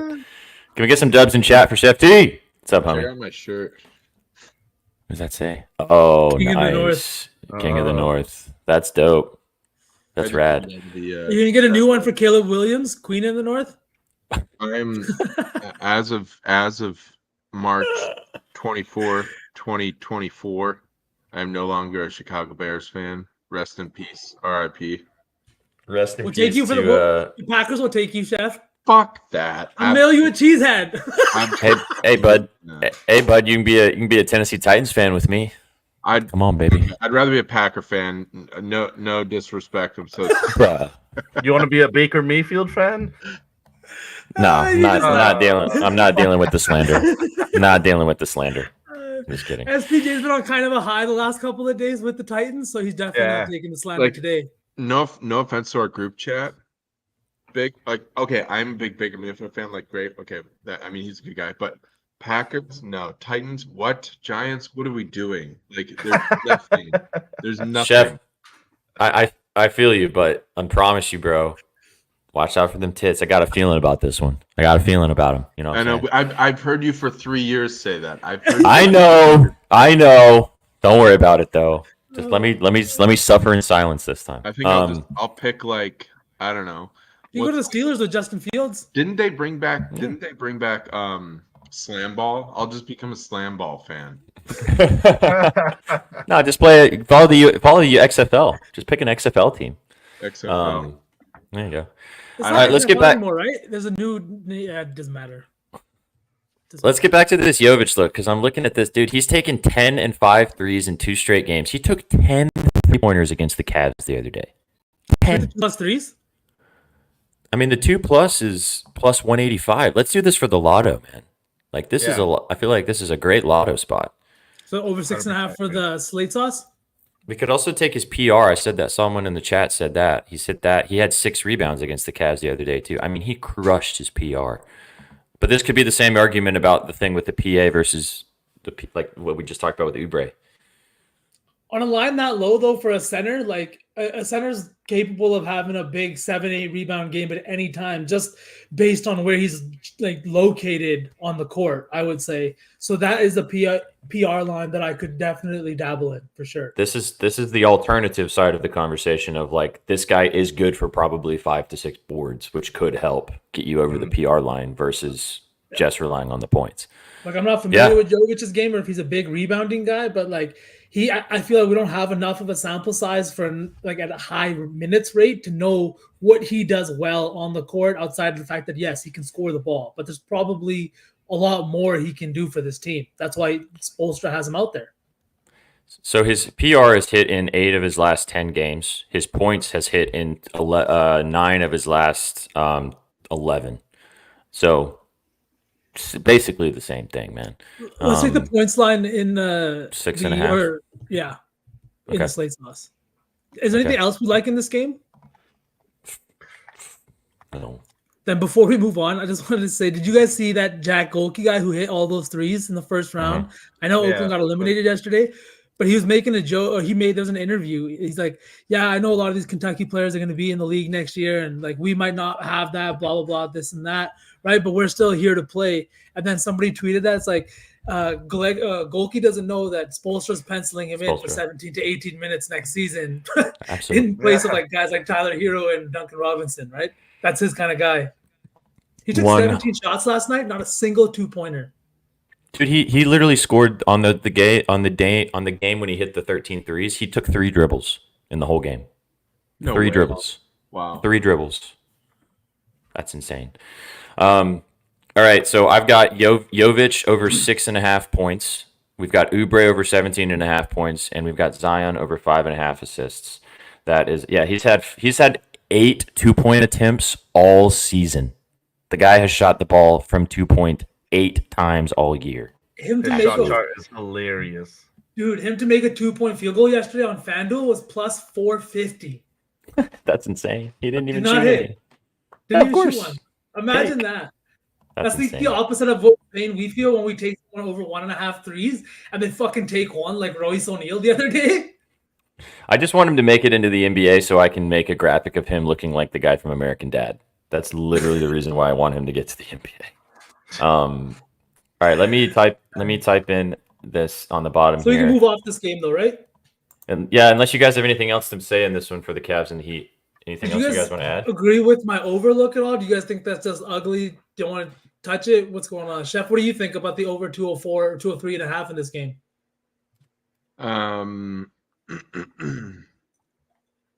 Yeah, I mean, we've talked about it. Like Miami's defense has, honestly, like V, you've been sharp as shit with the over-unders lately. So, I'm not gonna try to argue at all. So, the Heat defense is, absolutely different from what we've seen, a month or two ago. So, yeah, I'm totally 100%. And just from the chat, all 3 times they played this season, over every time. The last game D Mitch didn't play, but I think probably the 2 prior, I think D Mitch probably did play. Which yeah. And does honestly, like Cleveland, whenever they've been dealing with injuries all year, right? Mm-hmm. So as soon as somebody goes out, like D Mitch went out, a couple of games ago, they start to figure it out. Like it takes them a game or two, but they eventually do figure it out. They're gonna start to mesh really well.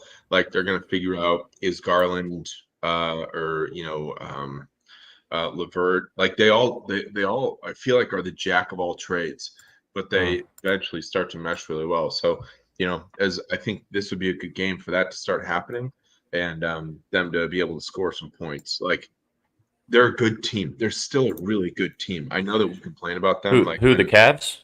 Yeah. Send them to the fucking Sun. First round. They're getting bounced first round to the Sun. I'm kidding. You're right. They are a good basketball team. I'm just fucking around. Except when we bet on them, then they're pissed. Absolute moose piss. I've been enjoying betting on Karis LeVert for the past 10 days. He's been great. I'm just pissed they don't have his lines right now because he's gonna fucking cook again. But is he questionable or something?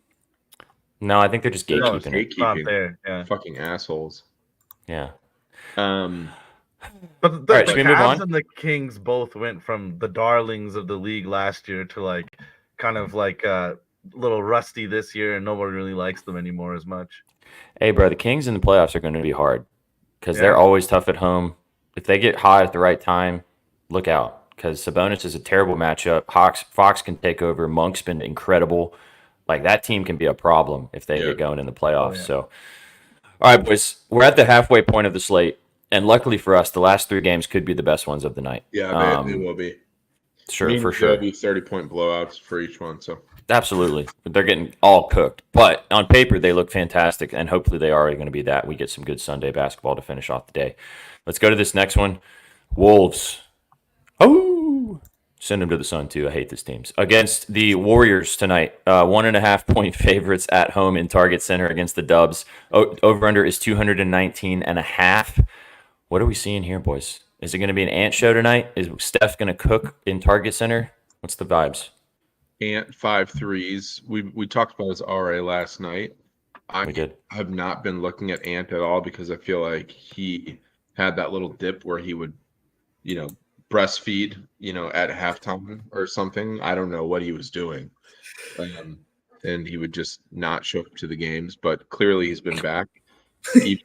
even with Rudy back, I feel like he's doing W dad reference. You definitely understand what it means to breastfeed at halftime, don't you? Oh god, if I had a boob, everything would be right in the world. Like the kid would be totally fine. Like it would be like I take care of this kid. Him take care of this kid, and it'd be fine. But like, it's just not how the world works. Ant takes a dump at halftime for sure on players most of the time. I like Ant. Let me talk. So this is my other straight so far. I took Ant. I took his over 10.5 RA. I got it at last night. I'm seeing that it is. You can take either 9.5 or minus 140 if you want to eat the juice, or you can take his over 10.5 or minus 106. I like both, honestly. If you want to drink the juice and take the 9.5, just so you don't get hooked, go for it. He's been playing substantial minutes. He's been awesome. I'm not going to explain to you that Ant's a fantastic player, but close spread should be a good game. The Warriors need every win they can get right now, so they're going to come out to fucking fire in this game.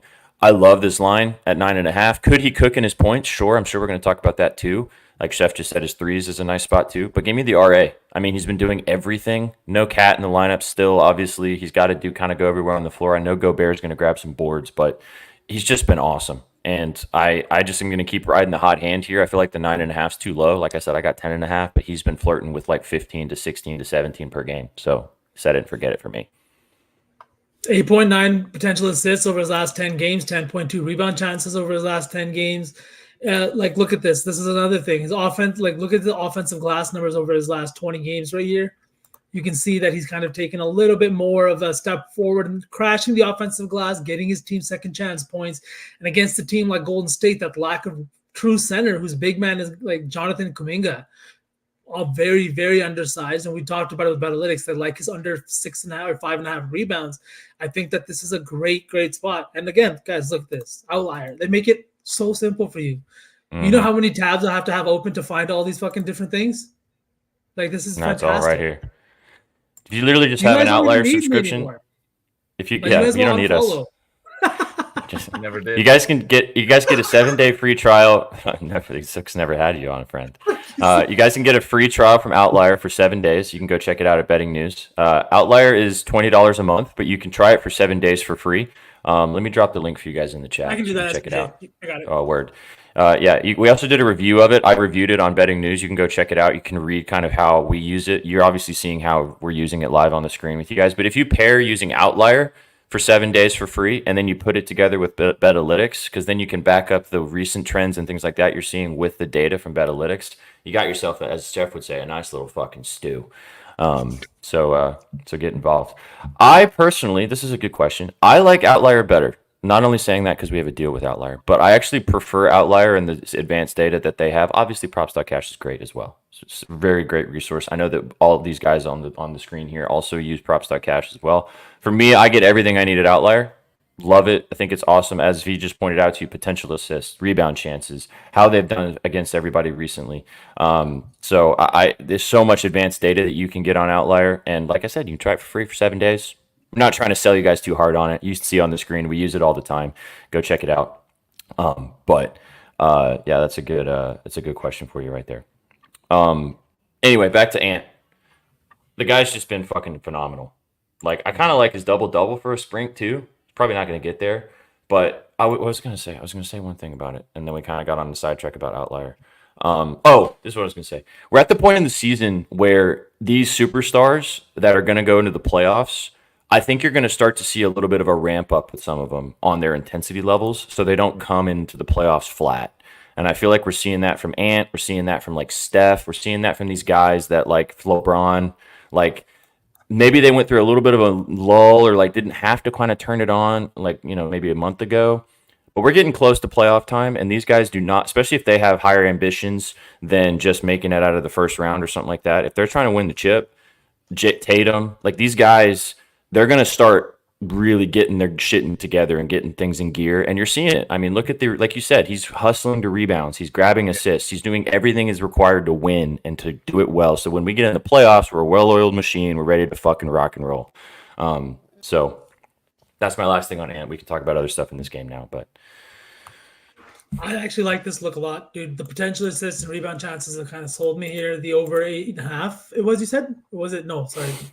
so the 10.5 is the line I got for the RA for minus. You can drink the juice and take it at 9.5 for minus 140. I took the 10.5 because I got it for plus money last night. I don't think it really matters if this game stays close and he plays 35 minutes. Like he could flirt with just getting this with rebounds. Honestly, he should, man. The Warriors are desperate for every single win. They're only 2 games ahead of the Rockets now. People were laughing at the Rockets when they said, hey, look, we have playoffs on our mind. We have playoff aspirations this season, right? They laughed at that. Since then, I think the Rockets have won 8 or 9 games straight. They've been fantastic offensively, and 4 of those games have come out with their leader in Alperen Sengun, who's been an offensive leader, a defensive leader, and just a great guy who's taken that maybe not even second step, but third step with how far he's come this season. I really think that the defensive leader with Sengun is a little bit of a stretch. I mean, he's their anchor, right? He's there. He's in the middle there right now. They're giving up a lot more points without him on the floor. It's just like when you're missing that big man presence, I guess is what I mean, right? I just think that they're playing really well. The Warriors are not. They're like 4-6 in the last 10 games. There's less than 15 games left in the season now. The Warriors have to keep it close, even in a game against Minnesota, even though it's on the road. And you can tell by the short spread, right? I know Cat isn't playing, but Cat isn't worth like 4 or 5 points. Nobody is. So I think somebody on the Warriors is going to have a big game, whether it's Clay, whether it's Steph, whether it's Kuminga scoring-wise. He had a trash game against the fucking Pacers in the matchup where it felt like he should go off. We talked about it on Friday. But how often does that happen where he goes off in a matchup? He doesn't go off in a matchup he's supposed to, and then goes right off. I think he just did that right here. Let me see. He's a roller coaster for sure. Right? He gets 26 points against Memphis. I think he had like 17 in the first quarter of that game. You're thinking it's going to be a blowout, and next thing you know, Kuminga has 5 points. Then against the Pacers, comes out and puts up an absolute stinker. I also did play Curry rebounds in this game over 3.5, kind of juice minus 145. But that is something that I did play straight. I have no idea why it was that low. I think he had 11 rebounds last time he played the Pacers, and against the Timberwolves, he's hit this in I think 10 straight, 11 straight games. Yeah. What about you, Chef? Was there anything that you were seeing? I do like this look too, Sook. Sorry. For which game? Warriors and Minnesota Wolves. I mean, yeah, we talked about Ant last night a lot. And I had not turned my head towards him until I actually looked at it. And he's been fantastic. Obviously, he's kind of getting out of his slump, but yeah, I mean, Steph's got to get out of his little 3-point slump at some point, right? Mm-hmm. Yeah, he has to. I feel like on a Sunday against Minnesota, I feel like that this has to be the game. I mean, I know that we talk about chasing, not chasing, but what, he had 6 3-points last game. You think he continues cooking at 4 or 5 against Minnesota. Do we like Steph tonight? Is he back? Kind of, dude. 24.5, that line for Steph is wild. Yeah, I understand it's Minnesota and their defense has been great and Jaden McDaniels, but fuck.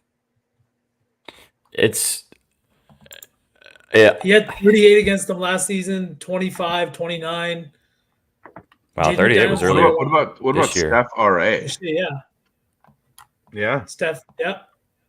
That's also been a fucking wagon as of recent. Yeah. We just had a double-double against Indiana, 11 rebounds, but that's Indiana, obviously. Dude, all right, call me crazy. I might have to dip soon because I have to deal with Vera. but I just want to come say hi, and I know you guys are cooking. I'm trying to finish this other leg, but for this early game, Mm-hmm. Which one? The first one? Pels Pistons. Uh-huh. CJ assists? Yeah. Okay. I am 1,000%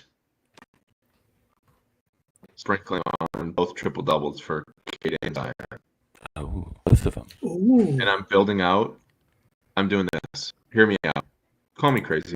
Well, for a safe thing, here's what I'm going to do. Zion, 6.5 boards. Cade, 4.5 boards. Zion, 5.5 assists. Cade, 6.5 assists. It's plus 889. Little 4-teamer. I think these guys get it done. Duran's out. BI's out. I think these guys cook. Cade is chasing. We know he's chasing. Zion had a big fat L, and everybody was on him. We know how the fuck that goes. Plus 889. At Trey Murphy over 3+ threes. Mm-hmm. Nuking it. Stew. That's basically like Hope and Zion, and that's like if you take their triple double or double double, then you just take all the just right above their lines, and you're chilling. Yep. So add Trey 3+ threes, and CJ 3+ threes plus 1806. Yeah, boom. That's happening. There's the chef special. Chef special. But sorry, I gotta bounce. But thanks for having me, boys. Love you, boys. Sorry, it's always crazy, and I can just pop in when I can. But I appreciate all you. good, baby.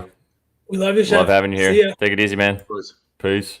Peace. Also, Shaggy has sent Marquette to the fucking sun. They can go there with the Cavs, Shags. We got you. All right, back to this.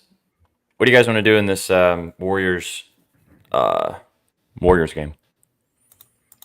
Honestly, I mean, Steph at 3.5 rebounds seems kind of comfy.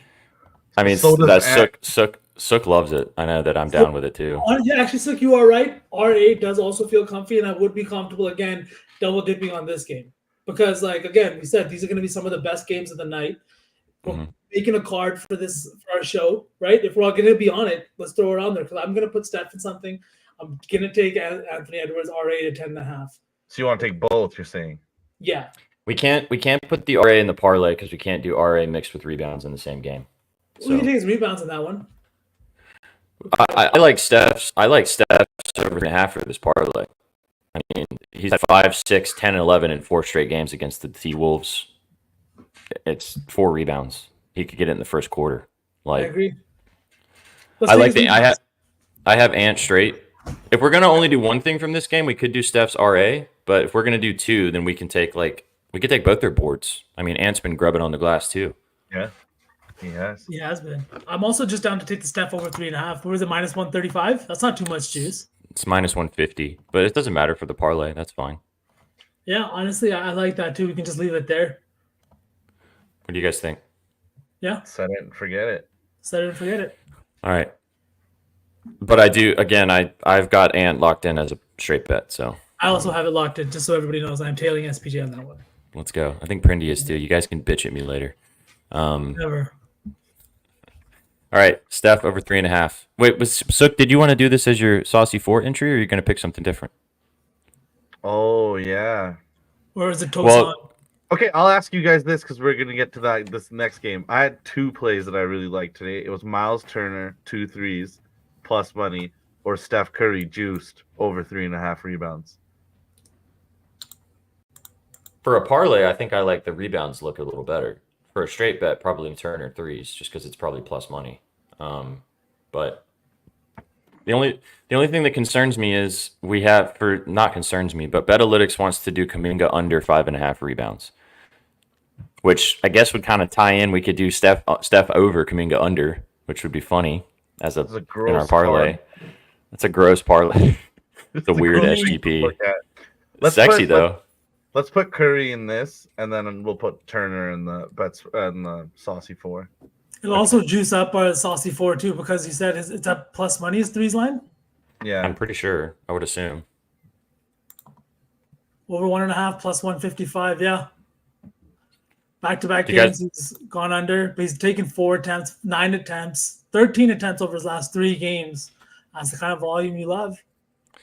Do we want to come back to the Bucks OKC game and just go to this Lakers Pacers game now? Talk about this game since we're talking about it right now.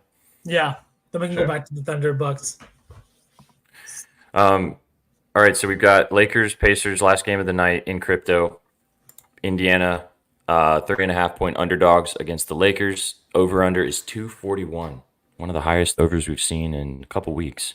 And I think rightfully so. Should be a good one. Both these teams, have they played this season yet? I think they have a couple times.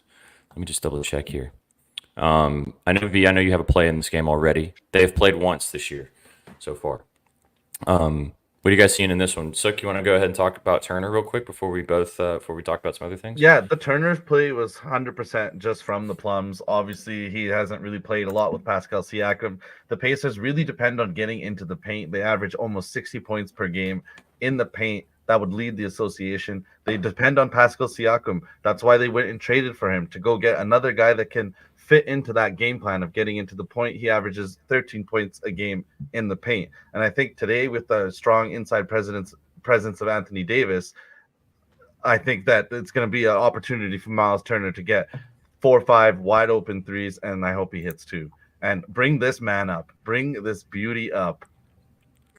What do you need, Checks? Shaggy, I know I'm sweating it too right now, bro. We're texting the free throws right now. They're up 2. You made the first. They're up 3. I got plus 4.5. What do you have? 4.5 with the Plus Bucks. 4.5. Oh, Buffs. They're about to. If they hit this, they'll be up 4. 7 seconds left. We should be fine. We need a bucket here and no fouls, please. Give me a bucket or no fouls. Come on. Go ahead and just miss this. What do you need? The Four and a bucket? half. 4.5. Plus 4.5. Colorado. They're down 4. Oh, I love when you come pop in I'm like out. this, Shaggy. I'm out. They just need them to do what's on your sweatshirt. It's this easy, people. It's this easy. A Colorado bucket here is huge, man. A bucket here from All right. Colorado would be huge. What kind of NBA we talking? God, you guys have been live for 90 minutes. Holy hell. We usually go 2 hours on this show. No, I know. You guys go forever. I asked Yeah. Denzel one time if he Sunday wanted to slate. be on. He's like, yo, to be honest, you guys are on for kind of a while. Chat's loving it. Get some No, dubs how in do you- chat. Can we get some Guys, dubs? how we doing? Can we- Dubs in chat for Shags. If you guys aren't tailing Shaggy my bets, God. you hate March and you hate coin. Shaggy, I'm Um, sweating, fact. man. I love Yeah, I these know. morning sweats. Do you have the money line at all, V, or do you just have plus 4.5? Sprinkled lightly, but I'll Yeah. profit significantly on the plus On 4.5. the 4.5? Yeah, there we go. Come on.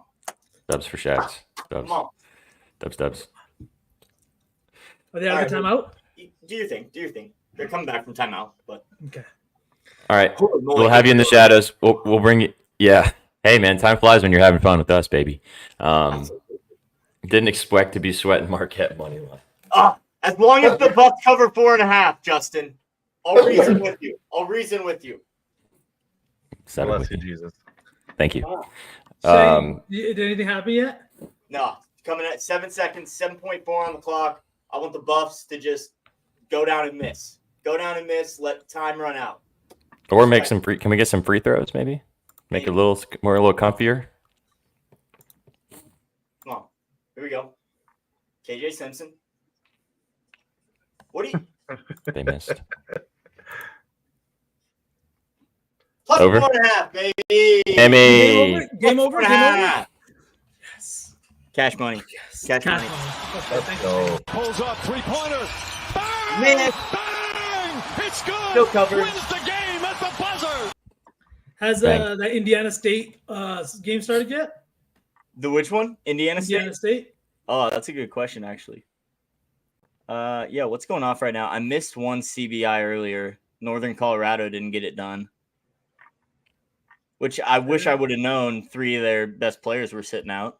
But Just on the under in this one with you. I didn't see that Northern Colorado bet. yeah, Minnesota, Indiana State. It's 9-6, 5 minutes into the game. So Give we're me more sitting bricks. pretty. We're But- sitting but- pretty with like what 163.5 or something like that. Yeah. Something like that. All right, gents. Well, I just wanted to come in, sweat those last, If we're few still moments. here while this under is being sweat 2 hours from now, you can come back. Yeah, no, I'll be watching. Don't worry. Will Shags will be here in a little bit too. So. This is about to turn into an all-day Sunday sweat stream. I can feel it in my bones. Nah, I ain't doing that again. I got to do some shit around the house. Yeah. Same. All right, All homie. right, later, gents. Peace. Deuces. Oh, W Shacks. Shaggy with his hair tied up like that just looks so professional. Yeah. Shaggy, the people want the all day. Indeed. Let's go. Okay, back to Turner. Sorry to interrupt you, Sook, but Shaggy obviously brought the vibes for No, everyone. I said bring this man up. I was done. That's true, yeah. Okay, well let's talk about another pacer then, because V and I also are on another play straight. I'll let V sell it though, because I actually had it circled and then he pitched the shit out of it. Why are we riding with the Halliwagon tonight, homie? Oh, dude, we are riding the Halliwagon because I don't want to say it and jinx it, but like maybe, just maybe, he's busted out of that slump he's been going through. I talked about it on Friday. I believe it was the last time that I bet this guy, but he had a great game against the Warriors. I think he had like 25 points, hit 4 threes. Thing is he's a guy that's streaky, right? Like we watched him in the All-Star game, same guy that hit, I think it was like 13 threes in that All-Star game, right? Something insane like that. He can shoot from deep with the best of them. He can score with the best of them. Sometimes the ball's not going in the hoop, but tonight he's got a great matchup in LA against this Lakers team that beat them in the play-in tournament, right? Like there's a little bit of revenge spot here. Not saying that anybody cares that much about the play-in tournament, but nobody likes to lose. Nobody likes to lose out on fucking money either, right? So I just love this matchup here. I think that D'Lo, Austin Reeves, yes, they have both been good. The Lakers have been good offensively, but we just saw Maxey cook them for 30 the other night. I think it's more of the same tonight. I think Halliburton gets his 20 points. I think the books are going to have his line back up to 21.5 pretty soon here. And look at his 3 matchups with LA since last season. He's cooked these guys. In last season, 26, he had 20 points this season. He only played 35 minutes. How many shots did he take in that game? Yeah, just 14 shots, 8 of 14, but his volume is going to be back up. They're going to need his scoring. They need his scoring. They've been struggling as of recently, the Pacers, right? They've slipped from a team that was sitting like top 4 in the East to now a team that could potentially be looking at a play-in. Hope maybe not, but there's potential there. I think that Halliburton's going to have a big game tonight. He's going to have to press on this matchup, and I don't think that's lost on him. So I love the over 18.5, over 19.5 is what I took at minus 105. But you can take the 18.5 at minus 125 too. I know it's available in some places. Yeah. I love it. I like his threes too, man. He just hit 4 against Golden State the other night. We've talked about this a lot this season with this Lakers team. They just bleed 3-pointers, especially to the guard position. 28th in the league, allowing for over 14 threes a game. He did not hit when they played earlier this season, the over 2.5. He hit 2 threes in that game, but his attempts were wild. 8 threes, 13 and 7 in his last 3 games against Los Angeles. Last game, he took 8 threes, made 4 of them. His volume has been better of recent. As you said, he's been shooting a little bit better. I think I agree with you. I think he's breaking out of this slump a little bit. The threes is a fine look too. I mean, we were talking about this, was it Friday? His over 2.5 threes was plus money. Now it's minus 120. So that kind of tells you that the books are kind of seeing that also, that upswing as well. So I'm with you. I like here. Right, they ranked 28th in 3-pointers made. This is a place where the Lakers just have had trouble rotating on defense and getting up on shooters. He was horrible this whole month, so it was time for him to bounce back. They're 16 and 14 since trading for Pascal, and like you've been saying, V, it's because they might have become too predictable. Like I was saying, just getting into the paint. You got to be able to kick the ball out and make defenses pay when they fully collapse. I fully agree. I think Buddy Hield is being sorely missed in this rotation right now, and the outside shooting that he brings and the ball handling he brings. He's an underrated ball handler out there. Yeah, he might not do the most, but he's not going to turn the ball over. He can give your second unit some good minutes, and he can also put up points when you're going through a dry spell. I think right now that, yes, the Pacers are good, but they're missing that 3-point shooter. They don't have a guy that is like a 36, 37, 38% 3-point shooter and at high volume. Too at that, not just a guy that's going to shoot 38% on 4 attempts. Especially losing one of your only steady shooters in Mathurin for the rest of the season. Yeah, exactly. And who else did they lose for the entire season? Was it somebody else too? I don't know. I'm thinking of Amen Thompson and that's the Rockets. Stewart. Yeah. Oh, it's Pistons. Sorry. I'm just looking at this from the chat from D'Lo, getting some love in this particular matchup. Obviously, Pacers. Both of these teams are kind of defense optional, to be honest. And so I think a lot of guys could hit their props in this game. I like the 17.5 points line for D'Lo. I like this also the PA. He burned everybody and their mother last game. I had his assists at 5.5. He burned me. But he had 7 assists when they played earlier this season against the Pacers. That game was also at home. The game was also at home. So I don't hit the D'Lo look. What do you guys think about D'Lo? 5.5 assists again is a nice number here. 7 against, and again, kind of had a stinker last game from the assist department, but he's been cooking. You see all those red spots? Those are all the spots I bet him. Yeah, facts. I like his threes again, man. I think that, like, SPJ, we talked about this again right here. You see it. The Pacers are first in 3-pointers allowed to opponents, but this is the thing that is misleading right here. The 3-point percentage they're allowing their points to 37% and 20th overall, right? I really think that this is the place where the Pacers have struggled. It's just a case of teams not taking a lot of 3-point attempts against them, right? Which is why they rank this high. We saw it the other night when they played the Warriors. Steph was 3 of 4 to start that game in the first quarter. Clay also cooking from 3-point range. I think Podziemski had 2 threes in the first quarter. This is a team where if the team's going to fire from 3, they don't do a great job of defending it. They just give you a lot of free open lanes to the net.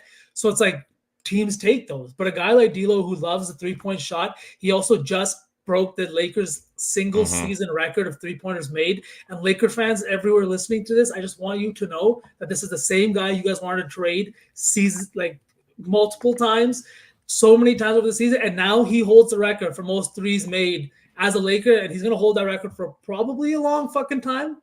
So enjoy that one. He's been fantastic. I would love to bet on him again. Big D'Lo guy. Fuck the Lakers, though. Always. I like his threes. I was just going to say there's also the LeBron wagon over 1.5 threes minus 180 if you guys want to get juicy. I liked his PRA, but I always like his PRA. But this season, how can you not like his PRA, especially in this matchup? Like if this game, I think this game goes over. This kind of feels like an over spot. And if that's going to happen, LeBron's going to flirt with a TD, which I did bet 650. Might as well. I was going to ask you guys, with the amount of points they give up in the paint and like how they are against like slashers, who do we think on the Lakers really brings that to the table? I was looking at maybe Rui, but honestly, yeah, I was just going to say that. Is it just LeBron points today, boys? His line is sitting higher than it normally does, too. It's usually 25.5, 24.5 line, maybe juiced. 26.5. When's the last time you guys saw it there? Yeah, no, it's high for sure. It's been a minute. I'm always just inclined. I rarely take LeBron's points. If I'm going to take a LeBron line in this, especially in a good matchup, like you said, I just take the PRA. He could get, like you said, he could score 30 for sure. He's had really low volume over his last 2 games, but he's shooting really well. 71% against ATL, 47% against the Sixers, which maybe he could have shot better, but like still, let's see, like he had a 1 of 3 from 3. What about free throws? He's also getting to the line a good amount too for like what we've been talking about the last couple of weeks with how the game's been ref. He's still getting to the line. I do like this 26.5 look. You ain't got to twist my arm to take a LeBron prop. Like I'm down. And this is the matchup to do it. Ali, yeah. We have Halliburton in this. So I didn't even say Halliburton is my Saucy 4 entry. Sorry. Oh, okay. Chat. But yeah, he's my Saucy 4 entry. So we'll have him there. What do we want to take here in the slate sauce? We got LeBron. We got D'Lo. I'd say we either take Bron points or D'Lo threes. If anybody says AD, they're being removed from the stream. He's going to grub, dude. There's no way he doesn't grub. I just always get burned. I took him last game when he should have grubbed, and he had 23 points because they wouldn't give him the fucking ball. Like, what is this? Oh, yeah. This is just a matchup when he should dominate. Should being the key and word. And they try to, too. They run the pick and roll, but as soon as a hand goes up, they're just like, no, we're not going to throw it in there. We're just going to jack up a crazy 3 or pass it to fucking Cam Reddish. Sook, what do you want to do? You'll be the decider here. Do you want to take D'Lo? Do you want to take LeBron, or you want to take something else? Don't make me decide. I just did. From the plums, let's go D-Lo threes because I don't want to do it. I thought you were going to say LeBron. No. All right, D'Lo threes. Let's do Over it. 2.5. V has been on my ass because every other show is smacking Betspresso fours, Puckett fours, and he keeps texting me like, "Hey, we're kind of looking bad here. We gotta fix something." I'm not saying it to you though. I'm saying it like us. Like I sold on Friday. Fucking Lakers over. I fucking bet. I fucking made us D'Lo- take Paul Reed 3 assists. He didn't even have one. D'Lo didn't get his assist either, so I sold as well. So Exactly. It's all of us. It's just We all have to be better. it's yeah, okay. We all have to be better. I just like to bitch to you because you know I'm just bitching, and when I will never. You weren't even supposed to say it because now everybody else watching the channel is gonna think they're better than us. All right, we're better than Puckett and after them Betspresso. We're better. It's a competition, guys. In case you were wondering. I was about to say in case you missed that. All right, so let's hit something, then we can actually be in the competition. Yeah, because right now we're not even in the competition. we're looking at it. Yeah, I've been chilling with the Puckett coin for a week. I'm chilling. SPJ's hit rate is insane because he's just like on every single day. It's the two brown boys that are the problem. Everybody hates me for the housekeeping, but low-key, boys, I get surgical on the different sports. I get surgical. I think it's Gerald that gives you the most shit for that for some reason. It's true. All right, I'm seeing D'Lo over 2.5 threes minus 166. He's already there. You see somebody tweet out? I'm just saying, Peyton Pritchard's numbers as a starter this season match a guy named Steve Nash. So just want to throw that out there. Hey, if Martinez is getting unhinged, so am I. All right. So we're taking Peyton Pritchard to the Hall of Fame, eh? Giving him the gold jacket. I'm trying to get to because we're talking for so long, which is great. We're having a great time with you guys. Steph's rebounds popped up a stat to 4.5 for plus money. Do we still like it there? Should we bump it down to 4? It's minus 170 now. We lost 20 cents of value in the past 15 minutes. I still think for the slate sauce, it's all right. Throw it in there. All right, let's leave it at 4 then. Minus 170. All right, last game. Just makes me like it more too. Same. So how I felt about CJ, which we all know what that means. Let's cap this off. Thunder, Bucks. God, these last 3 games have the potential to be so good. I hope they are. One of them. The good thing is there's 3 of them. One of them's got to be fucking good. So hopefully we get one. Luckily, maybe we get all 3. We'll see what happens. Bucks at home against the Thunder. As I said earlier, these gents laughed at me, but this could be a finals preview. Don't laugh. Could be. 2-point favorites are the Bucks. Over/under is 233. Another high total here. Gents, what are we thinking for this one? Lots of different spots you could take in this one. Does it SGA again cooking tonight? Is Giannis going to have another big night coming back against this not so great center of defense for the Thunder? What are we seeing on this one? I'm just seeing that it's interesting that another week went by and the Celtics did not catch an L at all this week, but we're still talking about the other teams in the East. Celtics for life. Come on, V. Let's not let this guy talk about the Bucks being in the finals. Let's get Celtics him. won their their 9th straight game with 8 different lineups in that 9-game span. I'm trying to be a good friend to you guys when the Celtics somehow fumble the fucking bag and don't make the Eastern Conference Finals. And you guys are literally in goddamn green piss. And I'm going to have to pick you up out of it. I'm just trying to prepare you for the fact that it is not a foregone conclusion. It's definitely not. But I was thinking about this the other day. Quick little spiel is that everybody keeps talking about the Celtics team like they're the same Celtics team that went to the conference finals last season, that went to the finals the year before that. They're not. They are so much better. This Celtics team would beat the shit out of the last year's Celtics team. They would literally beat them by 15 points. Jaylen Brown has taken another fucking step, averaging almost 30 points. Tatum is absolutely phenomenal. And then KP is like New York KP, the way he's playing, right? That's the biggest change here. But I don't believe tired of it.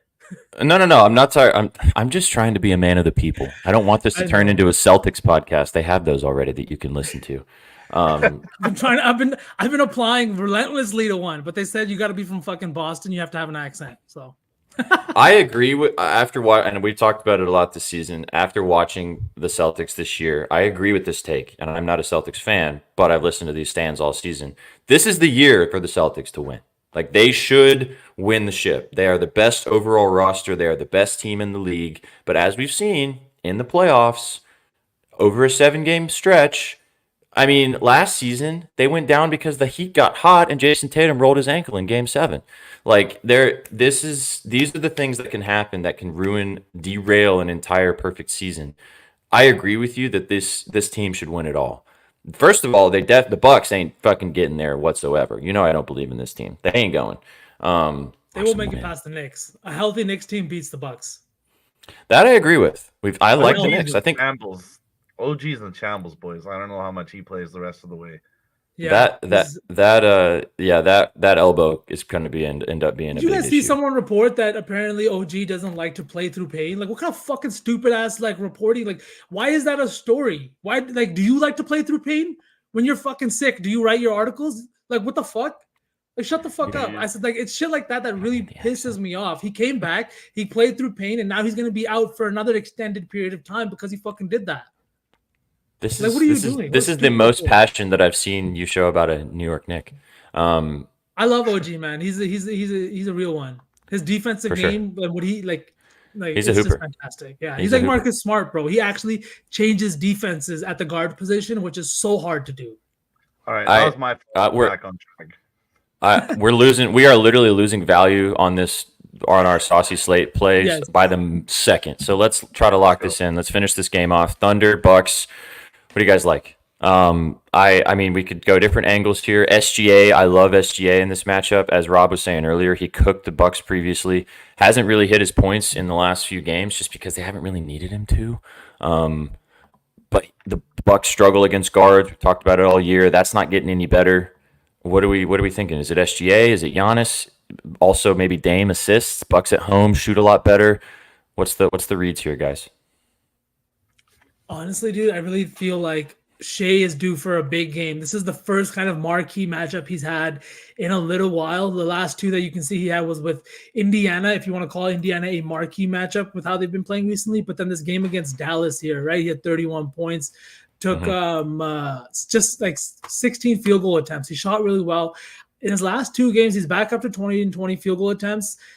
He didn't shoot well against the Raptors. He didn't shoot well against Utah. Still finished with 31 points. But I think tonight he's due for a big game. He's again against one of the like a top 10 point guard probably of all time in Damian Lillard, a like top 10 power forward in Giannis, and a top team in the East right now. Right? These are those like what kind of games that I'm trying to say? Like these are the ones marquee games, the ones that like they set your level and they send a message around the league that like if we beat other elite teams, that's what makes you elite. So I think that Shea's gonna have to come out. Dude, get the fuck out of my head, Martinez. I was about to bring this up next. Jalen Williams. I love targeting guards against the Bucks. It doesn't always have to be the point guard. It doesn't even have to be the top scorer, but the guard position cooks the Bucks every single time. Dame, top 10 all time? No. Top 75 according to the NBA. Yeah, he's top 75 all time. We talked about this over the summer. And V's feelings towards Dame. A top 10 point guard all time. Like I don't think that's a stretch. If you can name me 10 more right now, I'll get back on your Jalen Williams train. I think that this is a great spot for Jalen Williams too. He's not a high volume guy, but he's a guy that shoots really well. He's a guy that's a shooting guard that's playing power forward right now for this Thunder team just because of all the bodies and everything that they have. And like they're like big guard rotation. Even guys like Cason Wallace. Cason Wallace. Another great Kentucky guard. He's coming out and playing great minutes for this team. Isaiah Joe is another great guard in this rotation. So that's why Jalen Williams has been kind of slated into this power forward spot, but he's been cooking. He just had 20 points against Toronto. Again, only played 27 minutes, but it's the volume thing. He shoots well, good matchup. I don't know what he had against the Bucks earlier this season. He hasn't played them since 2022. They haven't played in 2 seasons yet. Yeah, so never mind. But I'd like this look for him too. He's been a guy that's been low key and under the radar, and I feel like been essential to the Thunder's success this season. Yeah, he's So- a near superstar level player. That's why they're so competitive out in the West. He goes to a small school. Now he plays in a small market. J-Dub is kind of a guy that's turned into an afterthought, but he's a good player from both sides of the court and likes to dish the ball, rebound. He's a Swiss Army knife for this team. Like you've been saying, that's why he can play the 4 for them when he's actually probably more suited to playing a guard role. Mm-hmm. So this for me, I'd say we take this one of two ways. I really like the Brook Lopez look that I do too. I Betalytics was just talked going to about. bring that up. 9.5 points, 10 points for Brook Lopez. Like I said when Rob was talking about it earlier, the last 2 times that these teams played last season, he had 24 and 25 points in those games. He's also been really good recently. Obviously, no Giannis in some of those games, so that makes a difference here. Brook could eat in this matchup. They have nobody that can guard this guy. Chet is going to be bothered to bits with fucking Giannis, Portis, Lopez. I mean, he's going to have plenty of opportunities to get 10 points. He could have this in the first half.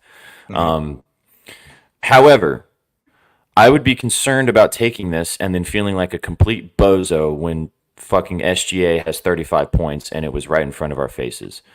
I just don't see a way that they are not going to stop SGA. This is just going to depend upon if he gets enough opportunity. But I agree with you, dude. Marquee matchup. These are the games that you show up for. You show out. You come out. You lay your dong on the table, and you say, "This is the game for us."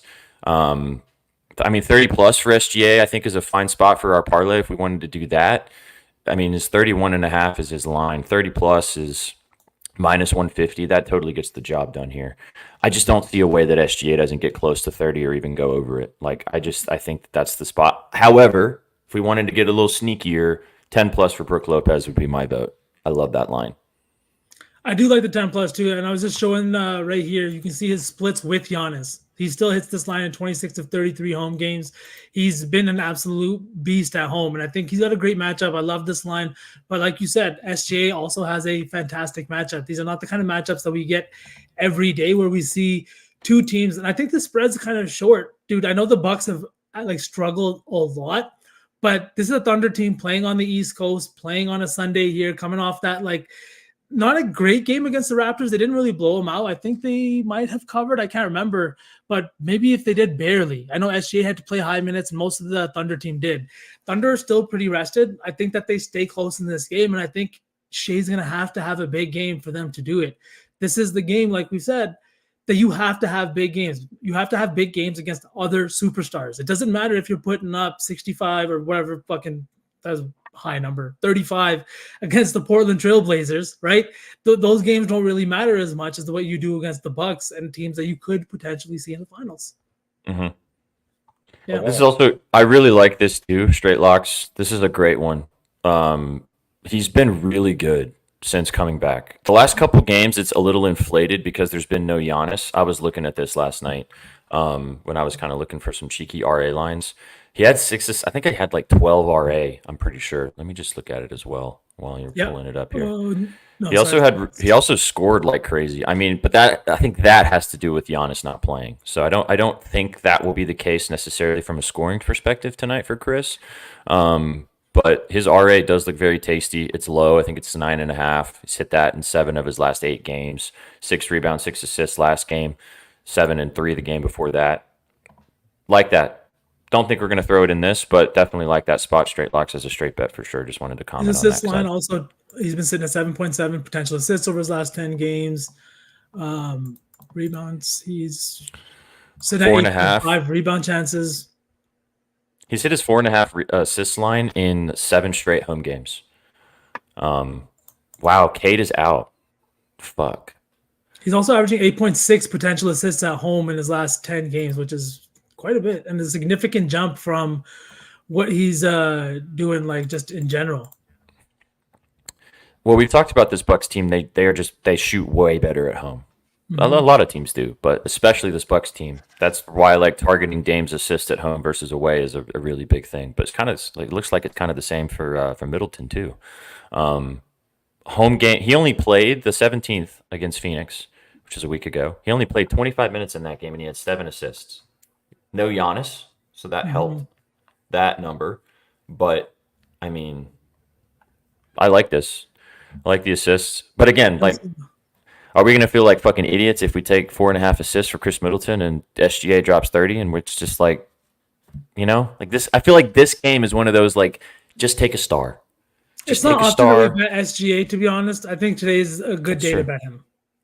I So, think what is your Suk, do you thoughts? agree? I think, yeah, if for the big slate card, we could just do SGA at 30, kind of juiced. Do you guys Mhm. remember that video that I sent you where he intentionally fouled to get an extra possession so he could To get get the 30. ball back so he could Uh-huh. get 30? Yeah. So you're paying the juice, man, but SGA respects coin because for some reason he wants 30 every night. He likes that number. It might have something to do with his contract. Like these guys have those types of incentives baked into their contracts where if, he has a certain amount of 30-point games, he gets unlocked bonuses or something. Yeah. So it could be that. Or it could just And be that he trying wants to ensure all NBA status so that stays a max contract, a super max. Yeah. that true. It's not too that bad. too. Minus 150 on FanDuel. I'm just looking at it right now. All right, I like it. I think we either do this or Lopez between the two, and I feel like Lopez is going to have 10 points in the first quarter now, and then we're going to have to sweat out SGA dropping 30. But Let's go with SGA. Zion- I feel comfortable today. same. Okay. Let's do it.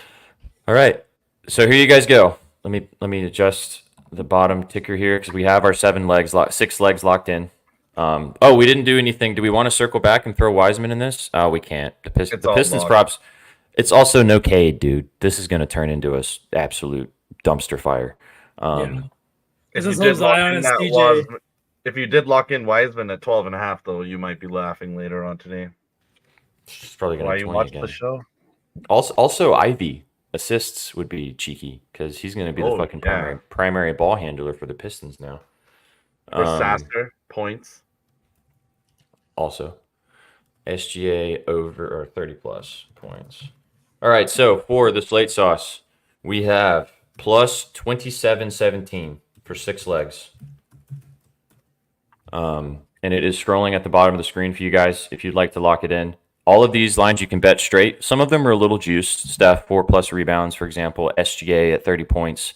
But you can take those at the regular lines for either plus money or minus like 105 for SGA, for example. But here we go. Kelly Oubre over 17.5 points. Nikola Jovic over 6.5 points. D'Angelo Russell, 3+ threes. Stephen Curry, 4+ rebounds. SGA 30 points, and then Zion over 5.5 assists, and that's plus 27-17. Bing bong. That's hot.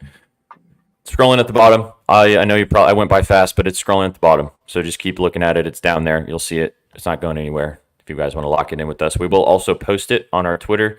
You guys can get involved. Although 2 of these games are about to start, boys. So, yes, Ma Martinez. Suk did talk about Tosin. I'm assuming you're talking about Tosin. Suk did talk about Tosin. OT game? What does that mean? All right, I'm out. Good luck. See ya, Redhead. Appreciate you, dude. Let's make some money. All right, boys. Let's do a lotto. Let's do it. Oh wait, hang on. Let's do the Saucy 4. What did we end up? You wanted to do Halliburton, right, V? Yes. Halliwagon. So we'll go Halliburton, 20 points. Let's see what I'm looking at here. Halliburton, 20 points.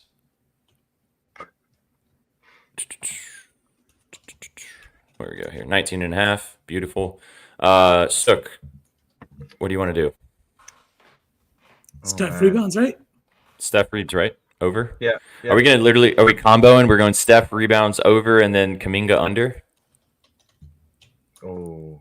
It's kind of cheeky. I think we so. could also do. I was sure Rob would be okay if we did Lopez points. Yeah. It's their Wiseman's 100. line is out at 13.5. Do you want to do that instead of Steph? Well, that's going to start Yeah. right now, though. It's literally going to start It's now. not start right now because then we won't be able to get it out. Oh, so is mine. So is CJ. So Oh, it's all right. I'll find something. I'll do something else. I think both of you guys. I'll will do- find the bags.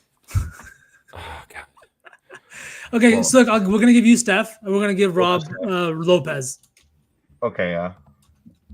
Sorry, SPJ. I mean- You gotta find something else. I've got to find something different. God damn it! All right, hang on. Me too, Ma.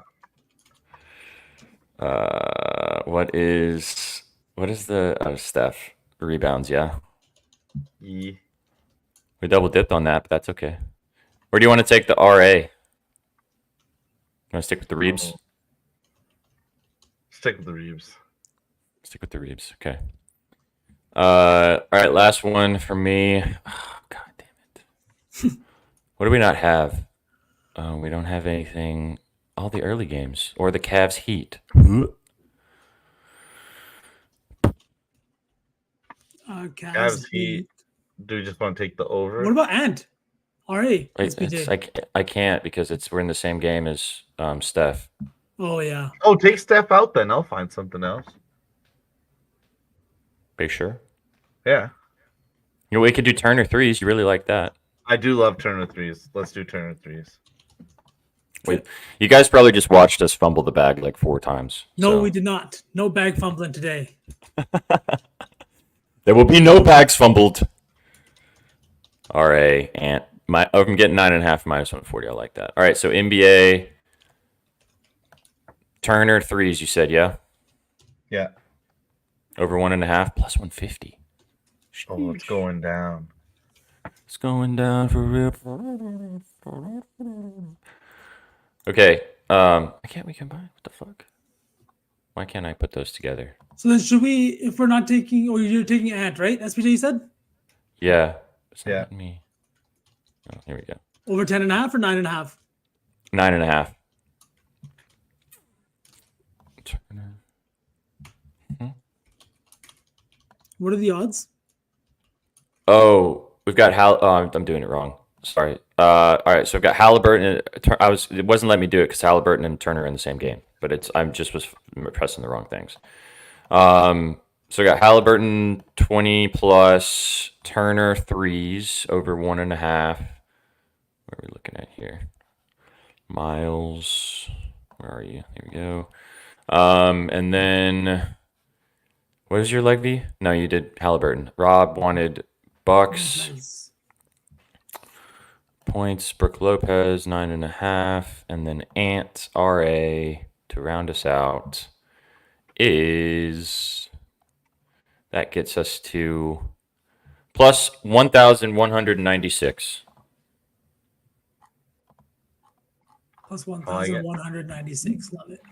Mm-hmm. Okay. Done the graphic too.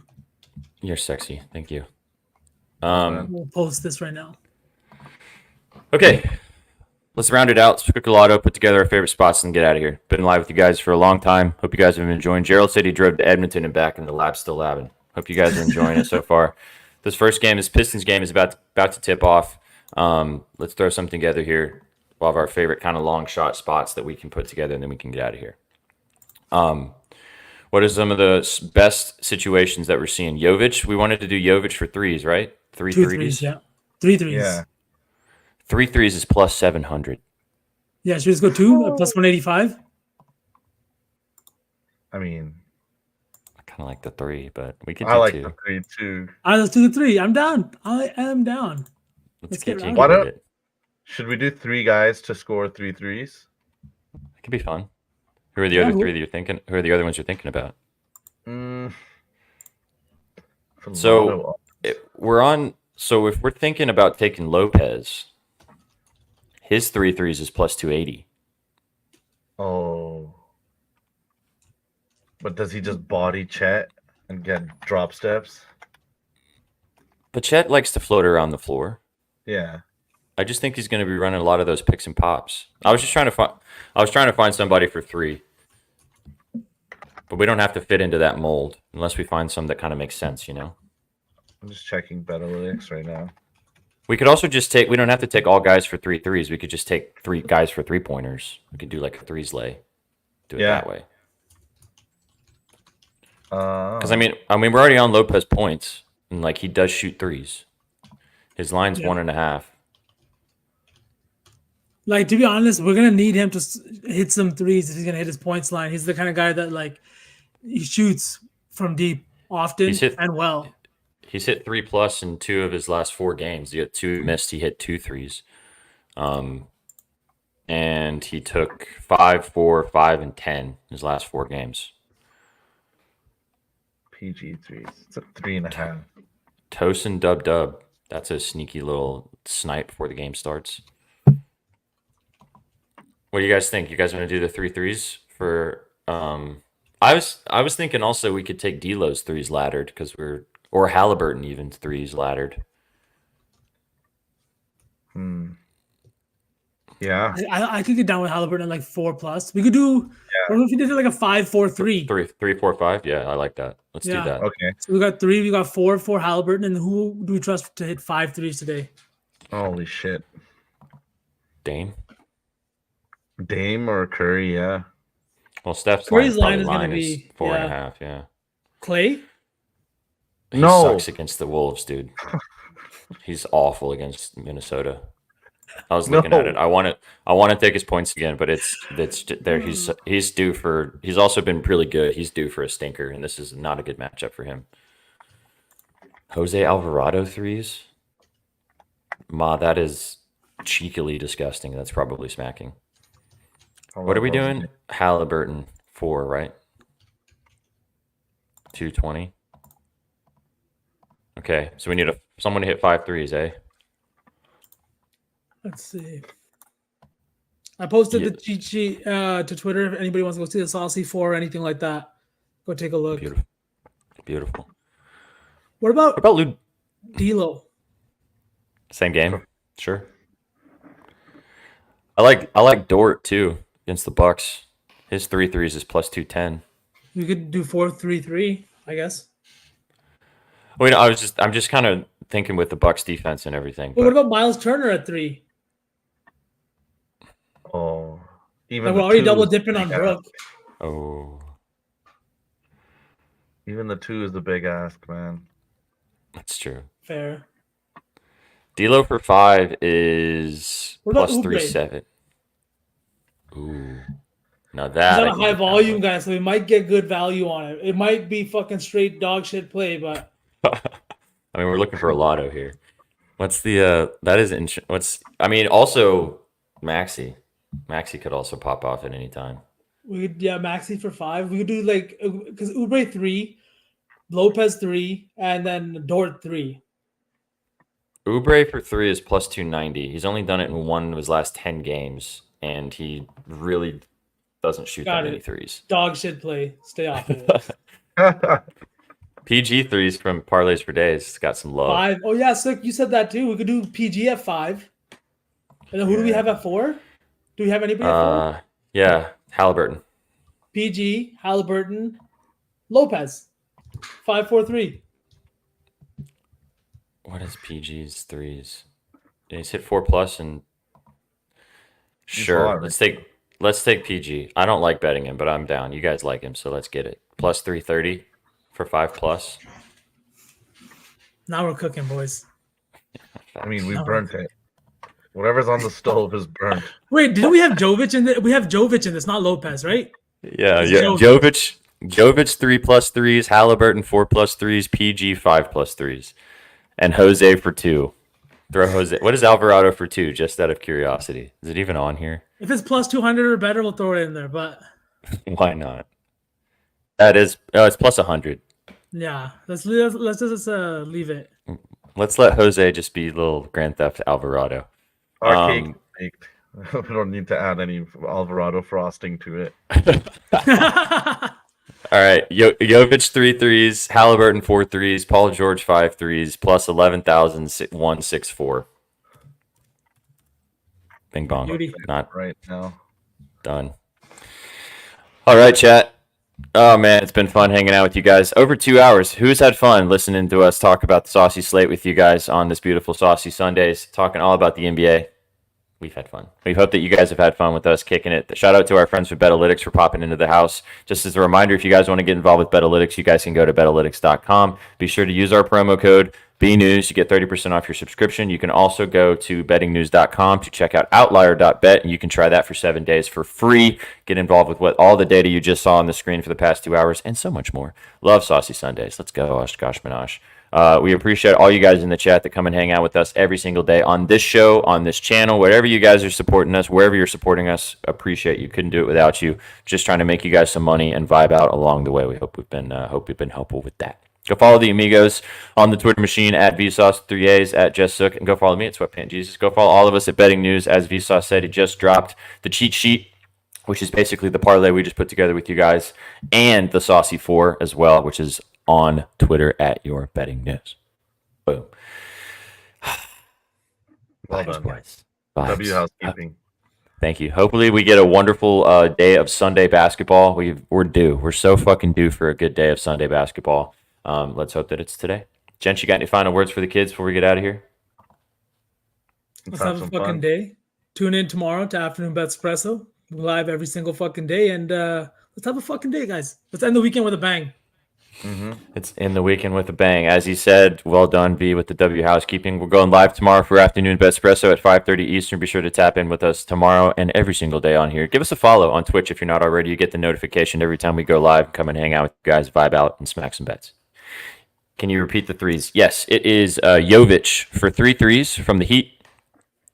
Tyrese Halliburton for 4 threes from the Pacers. And then, who was 5? PG, Paul George, 5 threes, plus 11,000, depending on your book. So, rock and roll, baby. Appreciate you guys. Simple, straight to the point, job doers. Let's get it. You guys came for the winners and you stayed for the vibes. See you next weekend. See you guys tomorrow. Take it easy. Peace. What you know about rolling down in the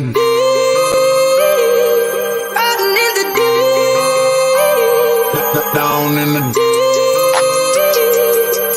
Now I know we all be loving this shit What you right know here. about rolling What you gonna do? rolling What you gonna do now? down in the rolling What you gonna do? Right, y'all be loving this shit. What you know about